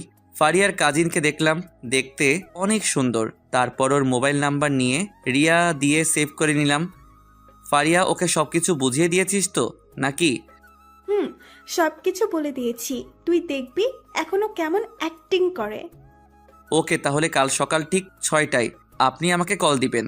তখন জয়া ফোন ধরবে। তারপর কি বলতে হবে তা তো আপনি জানেনই। চিন্তা করবেন না। তারপর আরও কিছুক্ষণ গল্প করলাম সবাই মিলে। প্রায় সন্ধ্যার দিকে বাসায় আসলাম। এসে দেখি আব্বু আম্মু আর জয়া বসে বসে গল্প করতেছে। আমি রুমে গিয়ে ফ্রেশ হতে ওয়াশরুমে চলে গেলাম। বাহিরে এসে দেখি জয়া দাঁড়িয়ে আছে। কিরে, নিচ থেকে চলে আসলি? তা তুই এতক্ষণ কোথায় ছিলি? নিশাদদের সাথে দেখা করতে। ও আচ্ছা। এভাবে রাতটা কেটে গেল। সকালে মোবাইলের আওয়াজে ঘুম ভাঙলো। তাকিয়ে দেখি ফোন বাজতেছে, তাই আবার চোখ বন্ধ করে শুয়ে রইলাম। কিছুক্ষণ পর জয়ার ঘুম ভাঙলো। তারপর আমাকে হালকা করে ধাক্কা দিয়ে বলল, ওই রাজ, তোর ফোন বাজতেছে। আমি কোনো কিছু না বলে চুপচাপ শুয়ে রইলাম। আমি জানি জয়া বিরক্ত হয়ে নিজেই ফোনটা ধরবে। কিছুক্ষণ পর হঠাৎ জয়া বিরক্ত হয়ে ফোনটা ধরে বলল, হ্যালো, কে? ওই পাশে রিপ্লে শোনা যাচ্ছে না, তাই চুপ করে জয়ার কথাগুলো শুনতে লাগলাম। আপনি রিয়া মানে? কোন রিয়া? রাজের ফ্রেন্ড নাকি? আপনি মজা করেন আমার সাথে? আপনাকে রাজ ভালোবাসতো মানে? রাজ যে মেয়েকে ভালোবাসতো সেটা তো আমি। আপনি কে? ওই, মজা করেন আমার সাথে? আর আজকে ফোন দিতে যাব কেন আমি? আপনি আমার সাথে কথা বলেন। ওই, আমি হলাম রাজের স্ত্রী। এবার বলেন কি বলবেন। এবার আমি হালকা নড়ে উঠলাম। তারপর আস্তে আস্তে চোখ খুলে তাকালাম। দেখি জয়ার মুখ রাগে লাল হয়ে আছে। চোখে ঘুমের আর কিছুই জানি না এমন ভান ধরে বললাম, কি হয়েছে? জয়া কে ফোন দিয়েছে? আরে মেয়েটা বলে তার নাম নাকি রিয়া। কি, রিয়া ফোন দিয়েছে? এদিকে দে ফোনটা। বলেই জয়ের হাত থেকে ছো মেরে ফোনটা নিয়ে নিলাম। তারপর জয়াকে শুনিয়ে বলতে বলতে বারান্দায় চলে গেলাম। রিয়া, কেমন আছো তুমি? ভাইয়া, জয়া কি বেশি রেগে আছে? ভালো আছি। তো তোমার এতদিন পরে আমার কথা মনে পড়লো? রাজ ভাইয়া জয়াকে আপনার আশেপাশে? খুব রাগ করেছি তোমার উপর। ও, তা এবার কি করব আমরা? শোনো রিয়া, আমি আজকে তোমার সাথে দেখা করব। তুমি বিকেলে আমার সাথে দেখা করতে পারবে? মানে? শুনো তাহলে, আজকে বিকেলে আমি তোমার সাথে দেখা করতেছি, ঠিক আছে? ওকে, কিন্তু কোথায়? তুমি বড় পুকুরের পাড়ে চলে আসো। ওকে, কিন্তু ফারিয়াকে সাথে নিয়ে আসবো ভাইয়া। অবশ্যই। ওকে, তাহলে রাখি এখন ভাইয়া। ওকে, বাই। তারপর হাসতে হাসতে রুমে ঢুকলাম। তাকিয়ে দেখি জয়া রাগী চোখে তাকিয়ে আছে। তাই জিজ্ঞাসা করলাম, কি হলো, এভাবে তাকিয়ে আছিস কেন? কে ফোন দিয়েছিল? আরে রিয়া ফোন দিয়েছিল। কেন, রিয়া তোকে কেন ফোন দিয়েছে? আর এখন তোকে দিয়ে ওর কাজ কি? আসলে রিয়া আমার সাথে দেখা করতে চাইতেছে, তাই আজ বিকেলে দেখা করতে যাব। কি? তুই এখন তার সাথে দেখা করে কি করবি? আরে যার সাথে এতদিন কথা বললাম তাকে না দেখলে কি হয়? ওই, তুই যার সাথে কথা বলেছিস সেটা ওই রিয়া নয়। মানে? তার মানে তুই দেখা করতে যাবি, তাহলে আমিও তাকে দেখতে যাব। কেন, তুই গিয়ে কি করবি? তোর সেই রিয়াকে দেখব। জয়া দাঁতে দাঁত চেপে কথাটা বলল, তোর দেখা লাগবে না, আমি একাই যাব। কেন, তুই কি ওই মেয়ের সাথে ডেটিং করতে যাবি নাকি যে আমি গেলে তোর সমস্যা? তোর থেকে যদি সুন্দর হয় তাহলে তো ডেটিংয়ে যাবই। জয়া আর কিছু না বলে এবার আরো রেগে লাল হয়ে গেল। আর কিছু না বলে ঠাস করে গালে একটা চড় বসিয়ে দিল। আমি হা হয়ে গেলাম। তখনই রাগী লুক দিয়ে আমাকে বলে উঠল, তুই শুধুই আমার, আর বিকেলে আমিও তোর সাথে যাব, কথাটা মনে থাকে যেন। বলেই রাগী লুক নিয়ে রুম থেকে বেরিয়ে গেল। আমি হা হয়ে এখনও তাকিয়ে আছি আর মনে মনে ভাবতে লাগলাম, এই জন্যই গুরুজনেরা বলে মেয়েদের বেশি রাগিও না, তাহলে কপালে খারাপ কিছু থাকে। আর আমার বেলায় খারাপটা গালে এসে পড়লো। এসব ভাবতে ভাবতে খাটে গিয়ে শুয়ে গেলাম। ঘুমটা ঠিকভাবে হয়নি, তাই ভাবলাম আরেকটু ঘুমিয়ে পূরণ করে নেই। তারপর আর কি, মনে মনে হাসতে হাসতে হারিয়ে গেলাম ঘুমের অতল গভীরে। ঘুম ভাঙলো গালে কারো নরম হাতের ছোঁয়ায়। চোখ খুলে তাকিয়ে দেখি জয়া পাশে বসে আছে আর চরমারা গালটায় হাত বুলিয়ে দিচ্ছে। আমাকে সজাগ হতে দেখে জয়া হালকা একটু নড়ে বসলো, তারপর নিচ থেকে বলে উঠল, সরি রাজ, আসলে তখন থেকে কি হয়ে গিয়েছিল তা নিজেও জানি না। বললাম তো সরি, এবার উঠে আয়, নাস্তা করবি। আমার খেতে মন চাইতেছে না, তুই যা এখন। দেখ সরি বললাম তো, আয় এবার, আর হবে না বলছি। আর দোষ তোরও আছে। আমি আবার কি করলাম? তুই এত উল্টাপাল্টা কথা বলিস কেন? তাই তো রাগ উঠে গিয়েছিল। তাই বলে নিজের স্বামীকে চর মারবি? আচ্ছা যা, আর হবে না, এবার তো আয়, নাকি তোকে কোলে করে নিয়ে যাব। থাক, লাগবে না, তুই যা, আমি আসতেছি। ওকে। বলেই জয়া চলে গেল। আমি উঠে ফ্রেশ হয়ে নাস্তা করতে চলে গেলাম। নাস্তা করে এসে রুমে এসে ফারিয়াকে কল দিলাম। রাজ বল। শোন, বিকেলে জয়াও আসবে আমার সাথে, তাই ওই মেয়েটাকে সবকিছু বুঝিয়ে দিস আর তুইও আসিস, তবে দূরে কোথাও থেকে নজর রাখিস। ওকে, কিন্তু জয়া যদি কোনো কিছু জিজ্ঞাসা করে, যেমন কবে থেকে রিলেশন অথবা তুমি যে রিয়া, তার প্রমাণ দেখাও, এরকম কিছু বললে? আরে ওই মেয়েটাকে বলে দিবি যে 1 বছর ধরে রিলেশন ছিল আর প্রমাণ হিসেবে আমাকে জিজ্ঞাসা করতে বলবি। ওকে, তাহলে রাখি, বাই। ফারিয়া শোন শোন। বল, কি বলবি? আচ্ছা, তোর কাজিনের নামটা কি? প্রিয়া। কেন, তুই জানিস না? জানলে কি তোরে জিজ্ঞাসা করতাম। এখন ফোন রাখ। ওকে, বাই। ফারিয়া ফোনটা কেটে দেয়। আমি গিয়ে বারান্দায় বসে রইলাম। বিকেলে জয়া আর আমি রেডি হয়ে গেলাম সেই পুরোনো বাড়িতে। গিয়ে দেখে ওই মেয়েটা বসে আছে। আমি না চেনার ভান ধরে বললাম, আপনি কি রিয়া? তুমি নিশ্চয়ই রাজ। উনি কে? জয়াকে দেখিয়ে বলল, প্রিয়া। ও হলো আমার ফ্রেন্ড। ও হাই, আমি রিয়া। জি, আমি জয়া। ও আসেন, বসেন। তারপর আমরা 3 জন বসে বসে গল্প করতে লাগলাম। জয়াকে পাত্তা না দিয়ে আমি আর প্রিয়া কথা বলতেছি। তখনই প্রিয়া হঠাৎ বলে উঠল, আচ্ছা, সকালে একটা মেয়ে ফোন ধরে বলল সে নাকি তোমার স্ত্রী। তুমি কি বিয়ে করে ফেলেছো? আরে না, ওইটা হলো আমার কাজিন, এমনিতেই মজা করে বলেছে, তুমি কিছু মনে করো না প্লিজ। ও আরে, সমস্যা নেই। আর চোখে জয়ের দিকে তাকিয়ে দেখি মেয়েটা রেগে একদম আগুন হয়ে গেছে, যা বলার মতো না। আমি সেদিকে পাত্তা না দিয়ে আবার প্রিয়ার সাথে কথায় মন দিলাম। হঠাৎ করে এক পর্যায়ে জয়া আমাকে ডাক দিয়ে বলে উঠল, রাজ, আমাকে একটা আইসক্রিম এনে খাওয়া। তুই নিজে গিয়ে নিয়ে আয়, আমি এখন ব্যস্ত আছি। তোকে আনতে বলেছি, তুই যা, আমি এই ফাঁকে একটু রিয়ার সাথে কথা বলে নেই। জয়ার দিকে তাকিয়ে দেখি পরিস্থিতি ভয়াবহ, তাই আর কথা না বলে চলে গেলাম আইসক্রিম আনতে। 5 মিনিট পর আইসক্রিম নিয়ে এসে দেখি জয়া একাই বসে আছে, প্রিয়া নেই। তাই জয়াকে জিজ্ঞেস করলাম, কি রে, রিয়া কোথায়? ওর একটা ফোন আসলো, তারপর উঠে চলে গেল। সত্যি বলছিস তো?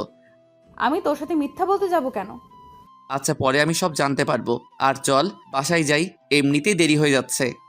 কোথায়? এতক্ষণ যে ওই রিয়া মেয়েটার সাথে কথা বললি তখন তো তোর দেরি হচ্ছিল না, আর এখন সে চলে যাওয়াতে এত ছটফট করছিস কেন? আরে না। আচ্ছা, রিয়াকে তোর কেমন লাগলো? জয়া এবার রাগ দেখিয়ে উঠে চলে গেল গাড়ির কাছে। আমি মনে মনে ভাবতে লাগলাম, যাক, আঘাতটা জায়গা মতো লেগেছে, এবার বুঝো কত ধানে কত চাল। আমিও জয়ার পিছন পিছন গাড়িতে গিয়ে বসলাম। কি রে, এইভাবে চলে এলি কেন? বাসায় চল, তারপর তোকে সব বলবো। ওকে। তারপর বাসায় এসে আমি রুমে এসে ফ্রেশ হয়ে নেই। তারপর বসে বসে মোবাইল টিপতেছিলাম। তখনই জয়া সামনে এসে দাঁড়ালো, তাই জিজ্ঞেস করলাম, কি রে, কিছু বলবি? এখন বলবো না, করে দেখাবো। মানে? তোর মানের গুষ্টি কিলাই কুত্তা। বলেই গলা চেপে ধরে খাটে শুইয়ে দিয়ে আমার বুকের উপরে উঠে বসলো। তাই জিজ্ঞাসা করলাম, কি হলো, মারতেছিস কেন? আমি তোর কি লাগি? এক হিসেবে কাজিন, আরেক হিসেবে বউ কেন? কাজিন মানে এখনো কি তোর কাজিন আছে নাকি আমি? না, কিন্তু এসব বলতেছিস কেন? তুই ওই মেয়েটার সামনে আমাকে তোর ফ্রেন্ড বললি কেন? আমি কি তোর ফ্রেন্ড হই? আরে আমার ময়না পাখি, আমি যদি তখন রিয়াকে বলতাম যে তুই আমার বউ, তাহলে কি সে আমার সাথে কথা বলতো? কথা না বললে কি হতো এমন তোর? বলেই জয়া আরো জোরে চাপ দিয়ে ধরলো, তাই শ্বাস ফেলতে কষ্ট হচ্ছিল। তাই জয়াকে বললাম, আরে শ্বাস ফেলতে কষ্ট হচ্ছে, প্লিজ ছাড়। কোনো ছাড়াছাড়ি নাই, আগে বল এইসব বাদ দিবি কি না। আর ওই মেয়েটা আসলে রিয়া না? মানে? তুই যে রিয়া নামের মেয়েটার সাথে কথা বলতি, ওইটা আমারই একটা আইডি। ওই মেয়েটা নিশ্চয়ই কোনো মতলব আছে। তোর সহ্য হচ্ছে না তাই তো এসব বানিয়ে মিথ্যে বলতেছিস। আমি তোকে বিশ্বাস করি না, ভিতরে ভিতরে জ্বলতেছিস তাই না? আমাকে বিশ্বাস কর, আমি সত্যিই বলছি। আর মেয়েটার সাথে তোর এমন কি সম্পর্ক যে আমাকে জ্বলতে হবে? রিয়াকে আমি ভালোবাসি তাই এসব বলতেছিস, তবে এসব বলে লাভ নেই। জয়া আর কিছু না বলে বুক থেকে নেমে গেল। জয়ার মুখের দিকে তাকিয়ে দেখি মুখটা কেমন ফ্যাকাশে হয়ে গেছে। আমি কিছু বলে ওঠার আগেই রুম থেকে বেরিয়ে চলে গেল। রাতে খাওয়া দাওয়া করে রুমে এসে শুয়ে রইলাম, কিন্তু জয়া রুমে আসতেছে না। এক পর্যায়ে নিজের অজান্তেই ঘুমিয়ে গেলাম। ঘুম ভাঙলো হালকা আওয়াজে। ভালো করে খেয়াল করে বুঝলাম কেউ ফুপিয়ে কান্না করতেছে। মোবাইলে সময় দেখি প্রায় 2টা বাজতেছে। এমন সময় কে কান্না করতেছে? পাশে তাকিয়ে দেখি জয়া উল্টো দিকে মুখ করে শুয়ে আছে। আমি আস্তে করে জয়াকে ডাক দিয়ে বললাম, জয়া কি হয়েছে তোর? জয়া কোনো রিপ্লাই না দিয়ে চুপচাপ শুয়ে রইল। আমি কিছুক্ষণ সজাগ থাকার পরে আর কোনো শব্দ হচ্ছিল না, তবে বুঝতে পেরেছিলাম জয়া কান্না করতেছিল। আমাকে জ্বালিয়েছে অনেক, এবার নিজে একটু কেঁদে দেখুক কেমন লাগে। কাল সকালে সব ঠিক হয়ে যাবে। আমি কি বেশি কিছু করতেছি নাকি যা করতেছি তা কি সব ঠিকই হচ্ছে? এসব ভাবতে ভাবতে আবার ঘুমিয়ে গেলাম। সকালে ঘুম ভেঙে তাকিয়ে দেখি জয়া পাশে নেই। আমি উঠে ফ্রেশ হয়ে চলে গেলাম নাস্তা করতে। জয়া সব কিছু সাজাচ্ছে, আমাকে দেখেও না দেখার ভান ধরে রইল। তারপর সবাই নাস্তা শেষ করে ফেললাম। আমি রুমে এসে বসে বসে গল্পের বই পড়তে লাগলাম। জয়া রুমে আসতেছে না। অন্যদিন তো এ সময় রুমে এসে কতক্ষণ ঝগড়া করে যেত, আজকে কি হলো? যাক, দুপুরে খাওয়া দাওয়া করে আমি রুমে বসেছিলাম, তখনই জয়া রুমে আসলো। যাক, মনে একটু শান্তি আসলো। কিন্তু আমার সাথে কোনো কথা না বলে নিজের কাপড় নিয়ে চলে গেলে ওয়াশরুমে আমি তাকিয়ে রইলাম জয়ার দিকে। ওয়াশরুম থেকে বেরিয়ে আবার রেডি হয়ে চলে গেল নিচে। না, এবার মনে হয় বেশি করে ফেলেছি। আর এত অভিমান মেয়েটার আগে তো জানতাম না। যাক, বিকেলে রেডি হয়ে বাইরে চলে গেলাম নিশাদদের সাথে দেখা করতে। সন্ধ্যায় বাসায় আসলাম। রুমে ঢুকে দেখি জয়া ঘুমিয়ে আছে, তাই আর রুমে না ঢুকে ড্রয়িং রুমে গিয়ে বসে রইলাম। কারণ আমি এখন রুমে গেলে জয়ার ঘুম ভেঙে আমাকে দেখলে বেরিয়ে চলে আসবে, তাই ড্রয়িং রুমে বসে থাকি তাতেই ভালো। তবে একটা জিনিস খেয়াল করেছি যে জয়া হয়তো কান্না করেছে, তাই ওর নাক মুখ সবকিছু হালকা অস্বাভাবিক হয়ে আছে। রাত 8টার দিকে জয়া ড্রয়িং রুমে আসলো আর আমাকে দেখেই রান্নাঘরে চলে গেল। আমি রুমে চলে আসলাম, এসে ফ্রেশ হয়ে বসে রইলাম কিছুক্ষণ। রাতে খাওয়া দাওয়া করে কালকের মতো আবার রুমে এসে বসে রইলাম, কিন্তু জয়া আসার নাম নেই। একসময় ঘুমিয়ে গেলাম, কিন্তু আবার গতকালকের মতোই ঘুমটা ভেঙে গেছে। আজকেও জয়া কান্না করতেছে, তাই ভাবতে লাগলাম না, এভাবে জয়াকে কাঁদানোটা ঠিক হবে না। তাই বেশি কিছু না ভেবে জয়াকে হালকা করে পিছন থেকে জড়িয়ে ধরলাম। জয়া কিছু না বলে উঠে সোফায় গিয়ে শুয়ে পড়ল। বুঝলাম কালকের দিনে সবকিছু ঠিক করতে হবে, এখন আর কিছু বলে লাভ নেই। সকালে ঘুম ভেঙে দেখি জয়া আমার আগেই উঠে চলে গেছে, তাই উঠে ফ্রেশ হয়ে নিলাম। গতকালকের মতোই আচরণ, তাই নাস্তা করে এসেই নিশাদদের গ্রুপে আসতে বলে দিলাম। তারপর ওদের সবাইকে কথাগুলো আর জয়ার এই 2 দিনের আচরণের সবগুলো কথা খুলে বললাম। সবাই চুপ করে শুনলো। তারপর সিয়াম বলে উঠল, দেখ রাজ, যা হয়ে গেছে তা তো শেষই। এখন জয়াকে মানিয়ে নে আর সবকিছু বলে দে। রাজ, আমারও তাই মনে হয়। কিন্তু মহারানী তো কথা বলার সুযোগই দেয় না, সবসময় এড়িয়ে চলে। আরে একসময় রুমে আসলে চেপে ধরে সব কিছু বলবি, তারপর দেখবি বুঝবে। ওকে, দেখি কি করা যায়। তারপর ফোন রেখে দিয়ে ভাবতে লাগলাম কিভাবে কি করা যায়। অবশেষে মাথায় একটা বুদ্ধি আসলো, তবে এটা আপনাদের এখন বলবো না। দুপুরে খাওয়া দাওয়া করে রুমে বসে বসে মোবাইল টিপতে লাগলাম। অনেকক্ষণ পরে জয়া রুমে আসলো। গতকালকের মতোই নিজের কাপড় নিয়ে চলে গেল ওয়াশরুমে। কিছুক্ষণ পরে ওয়াশরুম থেকে বেরোলো। ড্রেসিং টেবিলের সামনে দাঁড়িয়ে জয়া চুলগুলো মুছতে লাগলো। তখনই আমি জয়ার পিছনে গিয়ে দাঁড়ালাম। জয়া আয়নায় আমাকে দেখেই আমাকে পাশ কাটিয়ে চলে যেতে লাগলো। তখনই আমি জয়ার হাত ধরে ফেললাম। জয়া ছাড়ানোর চেষ্টা করতে লাগলো, তখন আমি জয়াকে টান দিয়ে এনে দেয়ালে ঠেসে ধরলাম। জয়ার 2 হাত চেপে ধরলাম 2 দিকে। জয়া নিজেকে ছাড়ানোর চেষ্টা করতেছে, কিন্তু তাতে লাভ হলো না। তাই জয়াকে বললাম, কি হয়েছে তোর? জয়া কোনো কথা না বলে চুপচাপ নিজেকে ছাড়ানোর চেষ্টা করতেছে। তাই আবার জয়াকে বললাম, কি হলো, কথা বলবি নাকি লিপ কিস করবো, কোনটা? ছাড় আমাকে। না, আগে আমার কথাগুলোর উত্তর দিবি, তারপর ছাড়বো। আমি কোনো কিছুর উত্তর দিতে পারবো না। আচ্ছা তাহলে এটা বল, 2-3 দিন ধরে আমার সাথে এমনটা করতেছিস কেন? আমি কি করলাম আবার? আমি কি তোকে মেরেছি, কোনো কিছুর জন্য প্রেশার দিয়েছি? তাহলে তার থেকেও বড় কিছু করেছিস, আমাকে অ্যাভয়েড করতেছিস তুই। আমি জানতে চাই। আমার মন চাইতেছে তাই। আর আমার কাছে কি তোর? যা গিয়ে তোর সেই রিয়ার কাছে সময় কাটা। আমার খোঁজ তোকে নিতে বলেছি আমি? চুপ, থাপ্পড় মাইরা দাঁত ফেলাই দিমু। কেন রিয়ার সাথে ঘুরলে তোর কষ্ট লাগে? তাহলে ওই এক সপ্তাহ যে আমাকে কষ্ট দিয়ে নিজে মজা নিয়েছিলি, তখন কেমন লেগেছিল আমার? এবার বুঝেছিস? বুঝতে হবে না আমার, তুই যা তোর রিয়ার কাছে। আমি তো রিয়ার কাছেই আছি। তুই মিথ্যা বলতেছিস আমার সাথে। ওই মেয়েটাকে তুই নিশ্চয়ই ভালোবাসিস। বুঝেছি, ওর মুখ বন্ধ করতে হবে, তাই বেশি কিছু না ভেবে ওর ঠোঁটে আমার ঠোঁটগুলো বসিয়ে দিলাম। সপ্তম আকাশ থেকে পড়ল। চোখগুলো বড় বড় করে আমার দিকে তাকিয়ে রইল। মিনিট দুয়ের পর জয়াকে ছেড়ে দিয়ে রুম থেকে বেরিয়ে গেলাম। যাওয়ার সময় তাকিয়ে দেখি জয়া তখনও ওইভাবেই দাঁড়িয়ে। ভাবলাম নিশাদদের সাথে দেখা করে আসি, তখনই আম্মু ডাক দিল আমাকে। আম্মু কিছু বলবে? এদিকে আয়। আমি গিয়ে সোফায় বসলাম। তখন জয়াও এখানে এসে হাজির হলো। তারপর আম্মু বলল, তোর আব্বু কালকে সপ্তাহখানেকের জন্য দেশের বাইরে চলে যাবে, আর আমিও এই সুযোগে তোর বড় আন্টির বাসা থেকে ঘুরে আসব। তাহলে তোমার সাথে জয়াকেও নিয়ে যাও, জয়াও কিছুদিন ঘুরে আসবে। আমার সাথে কাউকেই নিয়ে যাব না, তোরা দুজন বাসায় থাকবি, আর মাঝে মাঝে তোকে হয়তো একটু অফিসেও যাওয়া লাগতে পারে। সব ঠিকই আছে, তবে জয়ার হাতের রান্না আমি খেতে পারবো না। এটা তোদের ব্যাপার, তুই কোথায় যাচ্ছিলি যা। আম্মু তুমি কিন্তু এটা অন্যায় করতেছো আমার সাথে। জয়া, তুই পারবি না ওকে সামলে রাখতে? আমি আর কিছু না বলে চলে গেলাম নিশাদদের সাথে দেখা করতে। গিয়ে দেখি ওরা আগে এসে বসে আছে। আমাকে দেখে ফারিয়া বলে উঠল, পৃথিবীতে আছে একটা ছেলে যে কিনা বিয়ের পরেও পিওর ভার্জিন। তা অবশ্য ঠিকই, কপাল ভালো হলে যা হয় আর কি। তা জয়ার রাগ কি কমেছে, নাকি এখনো সে আগের মতোই আছে? রাগ ভেঙেছে মহারানীর, তবে সমস্যা তো অন্য জায়গায়। আবার কি হলো? আরে আব্বু কাল দেশের বাইরে চলে যাবে, আর আম্মু চলে যাবে বড় আন্টির বাসায়। আর এই কয়েকদিন নাকি জয়ের হাতে রান্না খেতে হবে। তোর সমস্যা কোথায়?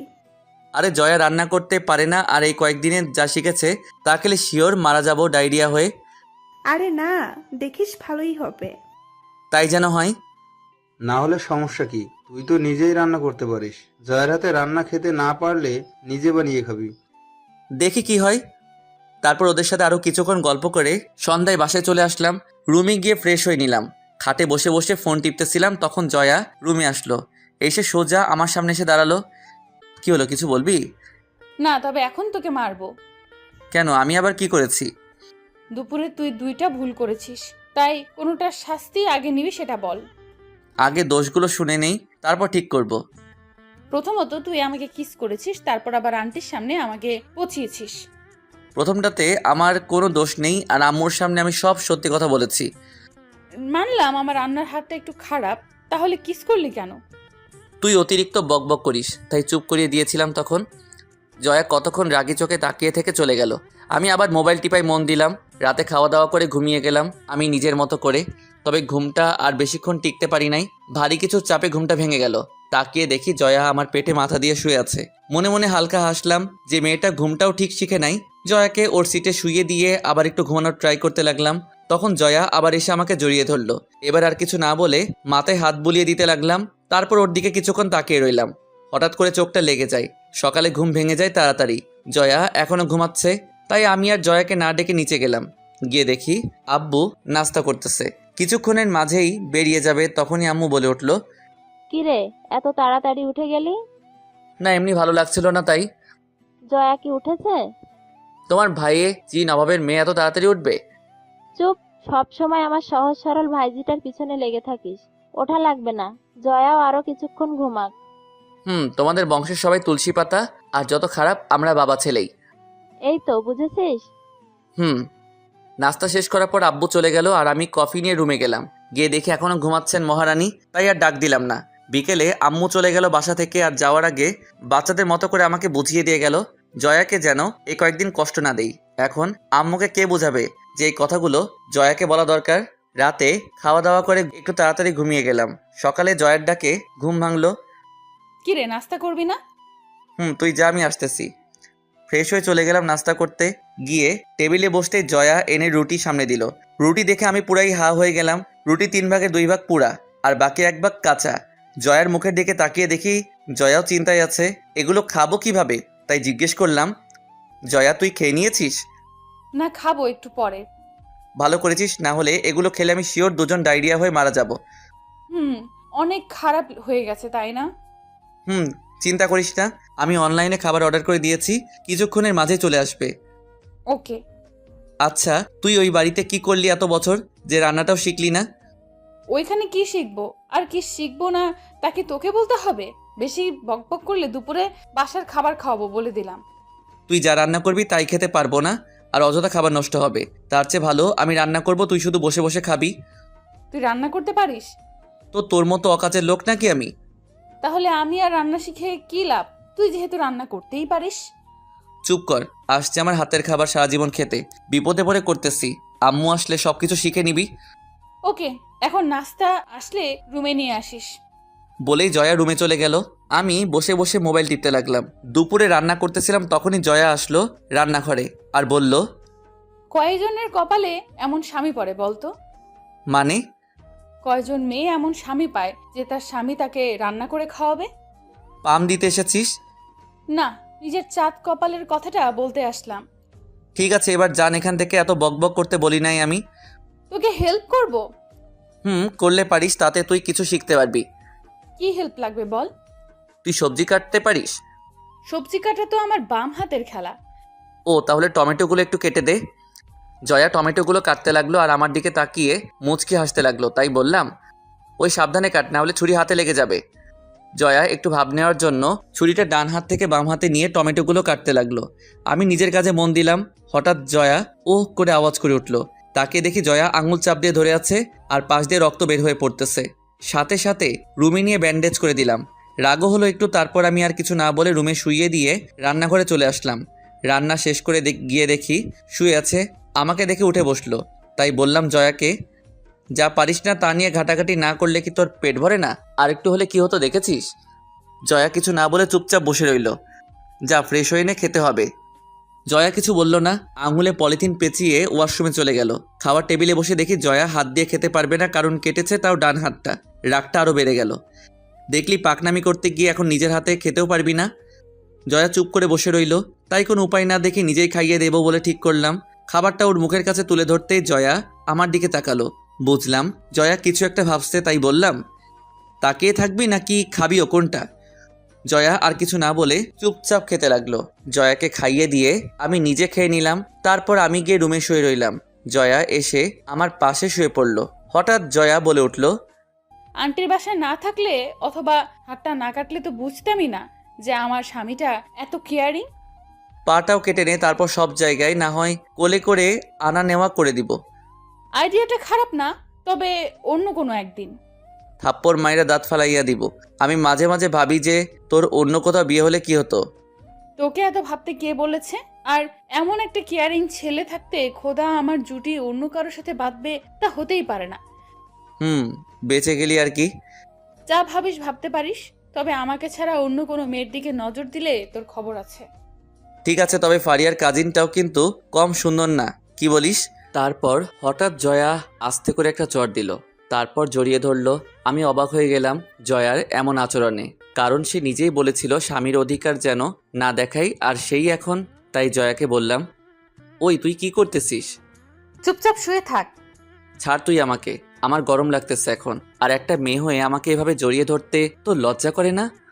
এত অ্যাটিটিউড নিতেছিস কেন? মন চাইতেছে তাই এখন ছাড়, আমাকে গরম লাগতেছে। ওকে, আর আসিস আমাকে কিস করতে। লাগবে না তোর কিস।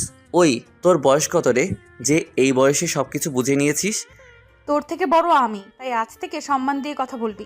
রাখ, তোর অ্যাটিটিউড বের করব আমি। কেন, প্রথম দিনে তুই অ্যাটিটিউড নিয়ে কি বলেছিলি তা মনে নেই? প্রতিশোধ নিচ্ছিস? হুম। আচ্ছা, তখন তো ছোট ছিলাম তাই বলেছিলাম, আর তার উপর আবার এখানে এসে সবকিছু কেমন উলট পালট হয়ে গিয়েছিল তাই। তুই বিয়ের দিন রাতে ছোট ছিলি, তার মানে এখন বড় হয়ে গেছিস? না, মানে এখন তো বুঝতে শিখেছি সবকিছু, তাই বললাম। আর ভাবিস না আমার খারাপ কোনো নিয়ত আছে। তো কাছে আসছিস কেন? এমনি মন চাইতেছিল তাই, আর আমি তোর মতো খারাপ না। মন চাইতেছিল নাকি সুন্দর ছেলে দেখে জড়িয়ে ধরার চান্স নিতে চাইতেছিলি? তোকে জড়িয়ে ধরতে চাইলে আবার চান্স খোঁজা লাগবে নাকি? তুই তো পুরোটাই আমার। আমাকে ঠকিয়েছিস তুই, না হলে আমার কলেজে কত সুন্দর সুন্দর মেয়ে ছিল, আজ আমি তাদের হয়ে যেতাম। ও হ্যালো, তখন থেকে যে এত বকবক করতেছিস, তা আমি তোর থেকে কম কোন দিয়ে? তার উপরে আবার বয়সও বড়, তো নিজেকে আসমানে ওঠানো বন্ধ কর। আর হাজারো ছেলে আমার পেছনে পেছনে ঘুরতো, আমি পাত্তা দেই না বলে। আর তুই তো নিজেই দেখেছিস। এখন ঘুমা, আমি একটু বাইরে যাব, ফিরতে ফিরতে রাত হবে। কেন, কি করবি বাহিরে গিয়ে? নিশাদদের সাথে দেখা করে আসবো, আর কিছুক্ষণ আড্ডা মেরে আসবো। আমি বাসায় একা থাকবো নাকি? তো কি করবি? আমিও তোর সাথে যাব, আমার একা থাকতে ভালো লাগে না। তাহলে আর যাবই না বাহিরে, আর তুই আম্মু আসলে তোকে নিয়ে যাব, এই কয়েকদিন বাসাতেই থাকি। এই তো ভালো কথা বলছিস, এখন ঘুমা, রাতে রান্না গরম করলেই হয়ে যাবে। তারপর আরামে ঘুমিয়ে গেলাম। রাতে খাওয়া দাওয়া করে দুজন গল্প করে ঘুমিয়ে গেলাম। এভাবে চলে গেল দিনগুলো। আম্মু আব্বু দুজনে চলে আসলো বাসায়। তবে এই কয়েকদিনে জয়াকে নিজের হাতে খাইয়ে দিয়েছি, তার উপর আবার ঝগড়া, সব মিলিয়ে ভালোভাবেই কেটে গেল দিনগুলো। আম্মু এসে জয়ার হাত কাটা দেখে জয়াকে কতগুলো বকা দিল, আর তার চেয়ে বেশি আমাকে কথা শোনালো। আমি থাকতে কিভাবে হলো এটা, আরও নানা রকম কথা। যাক, অবশেষে নিজের রান্না করে খাওয়ার দিনটা শেষ হলো। পরশু রেজাল্ট দিবে, তারপর আবার বিজি হয়ে যাব ভার্সিটি নিয়ে। বিকেলে নিশাত আর ফারিয়ার সাথে কথা বলে চলে আসলাম। আজকে ফারিয়ার বার্থডে, তাই রাতে ওদের এখানে পার্টি আছে। ফারিয়া বলে দিয়েছে জয়াকে সাথে না নিয়ে গেলে আমাকে নাকি পার্টিতে ঢুকতে দেওয়া হবে না।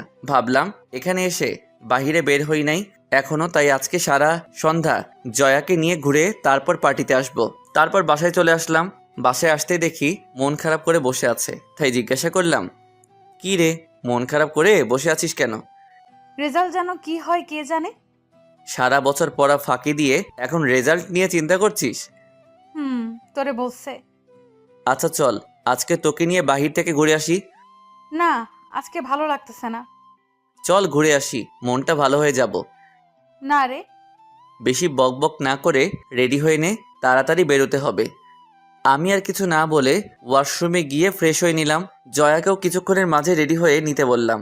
জয়া রেডি হওয়ার পর দুজন বেরিয়ে আসলাম বাসার নিচে। আচ্ছা, ঘুরতে কি গাড়িতে যাবি নাকি রিক্সায়? চল রিক্সায় ঘুরে আসি।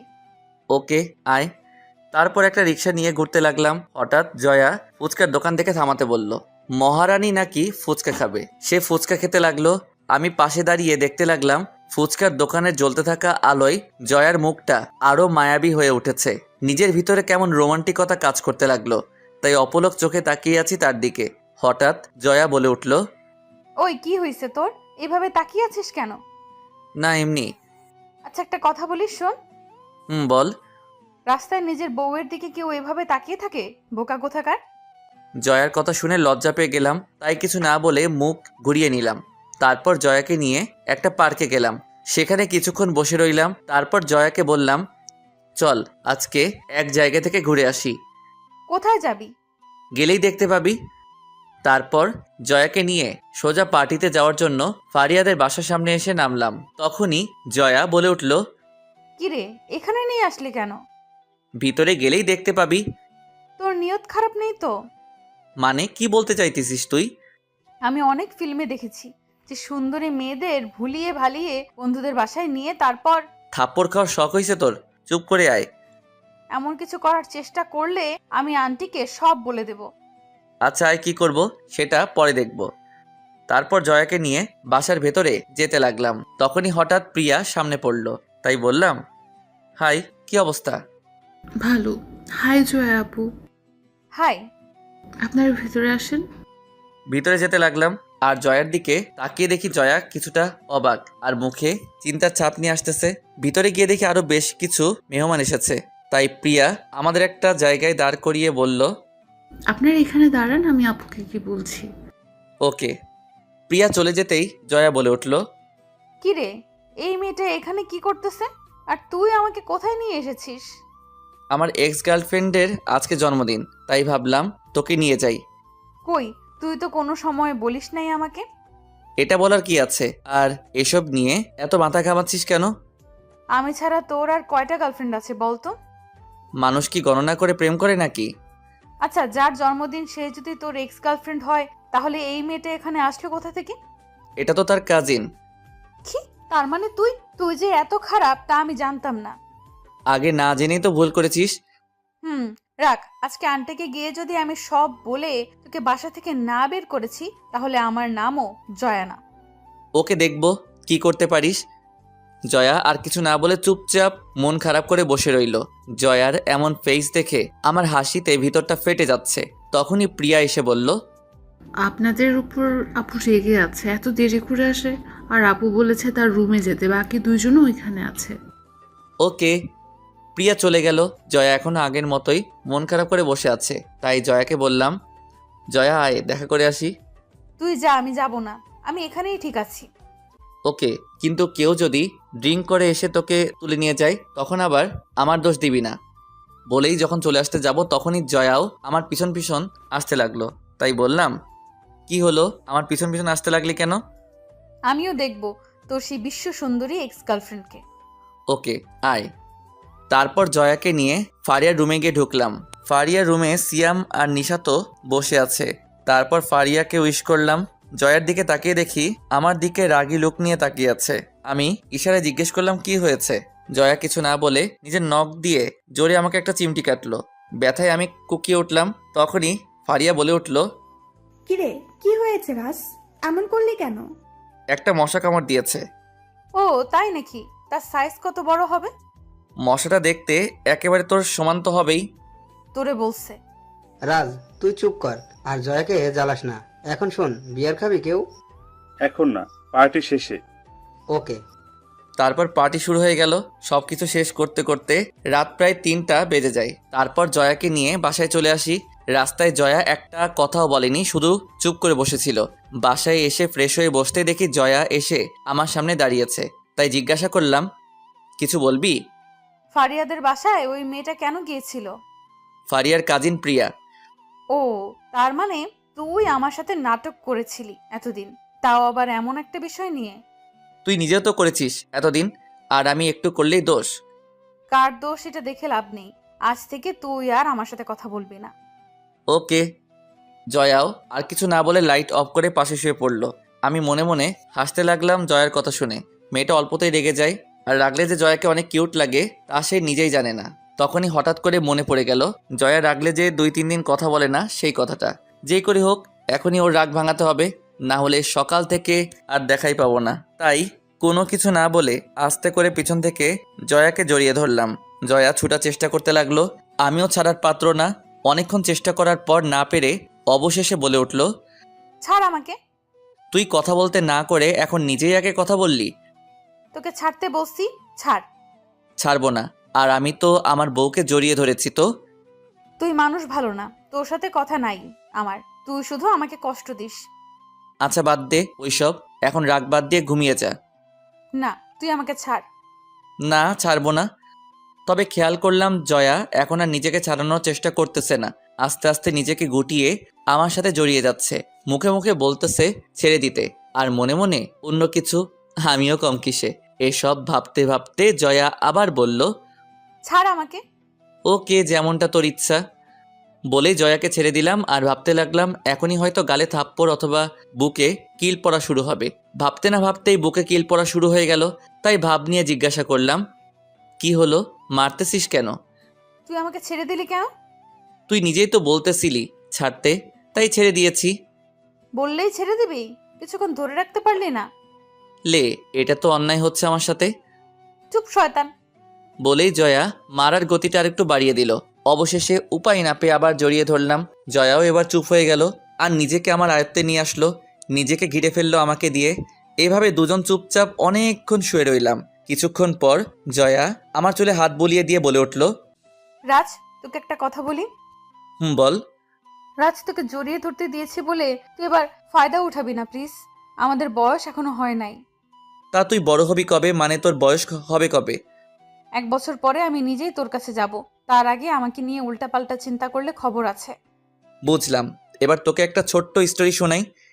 আচ্ছা বল। একটা ছেলে ছিল, অনেক বোকা, মানে সহজ সরল আর কি। তো ছেলেটার বউ তাকে অপছন্দ করতো সে বোকা বলে। তাই সে তাকে কষ্ট দেওয়ার জন্য কি করতো জানিস? কি? ছেলেটার বউটা প্রতিদিন ভালো ভালো রান্না করত। তারপর ছেলেটাকে বলতো, একটু মুখে নিয়ে দেখো তো কেমন হয়েছে। আচ্ছা তারপর? তারপর আর কি, একটু খেয়ে দেখার পর মেয়েটা ছেলেটাকে রুমে পাঠিয়ে দিত। বলতে এগুলো নাকি খাওয়ার বয়স ছেলেটার হয় নাই এখনো। মেয়েটা তো খুব খারাপ। বলতে গিয়েও থেমে গেল জয়া। জয়া কিছুক্ষণ ভেবে আবার বলে উঠল, ওই, তুই কি আমাকে এতগুলো কথা বললি? না, আমি তো তোকে একটা স্টোরি শোনালাম মাত্র। তাতে যদি তুই নিজের আচরণের মিল পেয়ে যাস, তাতে আমি কি করতে পারি? চুপ শয়তান, ঘুমা এখন, বেশি বকবক না করে। ওকে, কিন্তু এটা বল তাহলে জড়িয়ে ধরতে বললি কেন? সত্যি বলবো? মিথ্যা বলে তোর কপালে খারাপ আছে বলে দিলাম। ওকে, আসলে আমার কোলবালিশ জড়িয়ে ধরে ঘুমানোর অভ্যাস, তাই তোকে জড়িয়ে ধরতে বলেছি। না হলে ঘুম ভালো হয় না আমার, তাই তোকে জড়িয়ে ধরে রাখতে বলেছি। জয়ার কথা শুনে আমি হা করে তাকিয়ে আছি। কি বলবো? শয়তান নিতে তাহলে এই কারণে আমাকে জড়িয়ে ধরতে বলল? আমি চুপ দেখে জয়া বলে উঠল, কিরে চুপ হয়ে গেলি কেন? কোলবালিশ কি কথা বলতে পারে? হালকা হেসে আমাকে জড়িয়ে ধরে শুয়ে রইল। তখনই আমি জয়াকে বললাম, আচ্ছা জয়া, একটা কথা বলো তো। কি কথা বল? আচ্ছা, ওই যে ছেলেটা তোর আর আমার নামে গ্রামে ওই কথাটা ছড়িয়েছিল, ওই ছেলেটা তো জানতো না তোকে দেখতে লোকজন আসতেছে, তাহলে সে জানলো কিভাবে? আমি বলেছিলাম তাকে। ও, তার মানে তোর কথাই ওই ছেলেটা এসব কথা ছড়িয়েছিল। কারণ ওরা যখন বলেছে আগামী 1 সপ্তাহে আবার এসে এঙ্গেজমেন্ট করে যাবে, তখনই মাথায় প্ল্যান আসে আর ফয়সালকে ফোন দিয়ে বলি হেল্প করতে, আর ফয়সালও রাজি হয়ে যায়। জয়ার কথা শুনে আমি থ হয়ে ভাবতে থাকি, মেয়েটার মাথায় যে এত বুদ্ধি তা কেউ দেখলে বলতেই পারবে না। আমাকে চুপ দেখে জয়া বলে উঠল, কিরে চুপ করে গেলি কেন? কিছু না, ঘুমা তুই, আমার ঘুম পেয়ে গেছে। জয়াও আর কিছু না বলে চুপচাপ শুয়ে রইল, আর আমিও কথাগুলো ভাবতে ভাবতে ঘুমিয়ে গেলাম।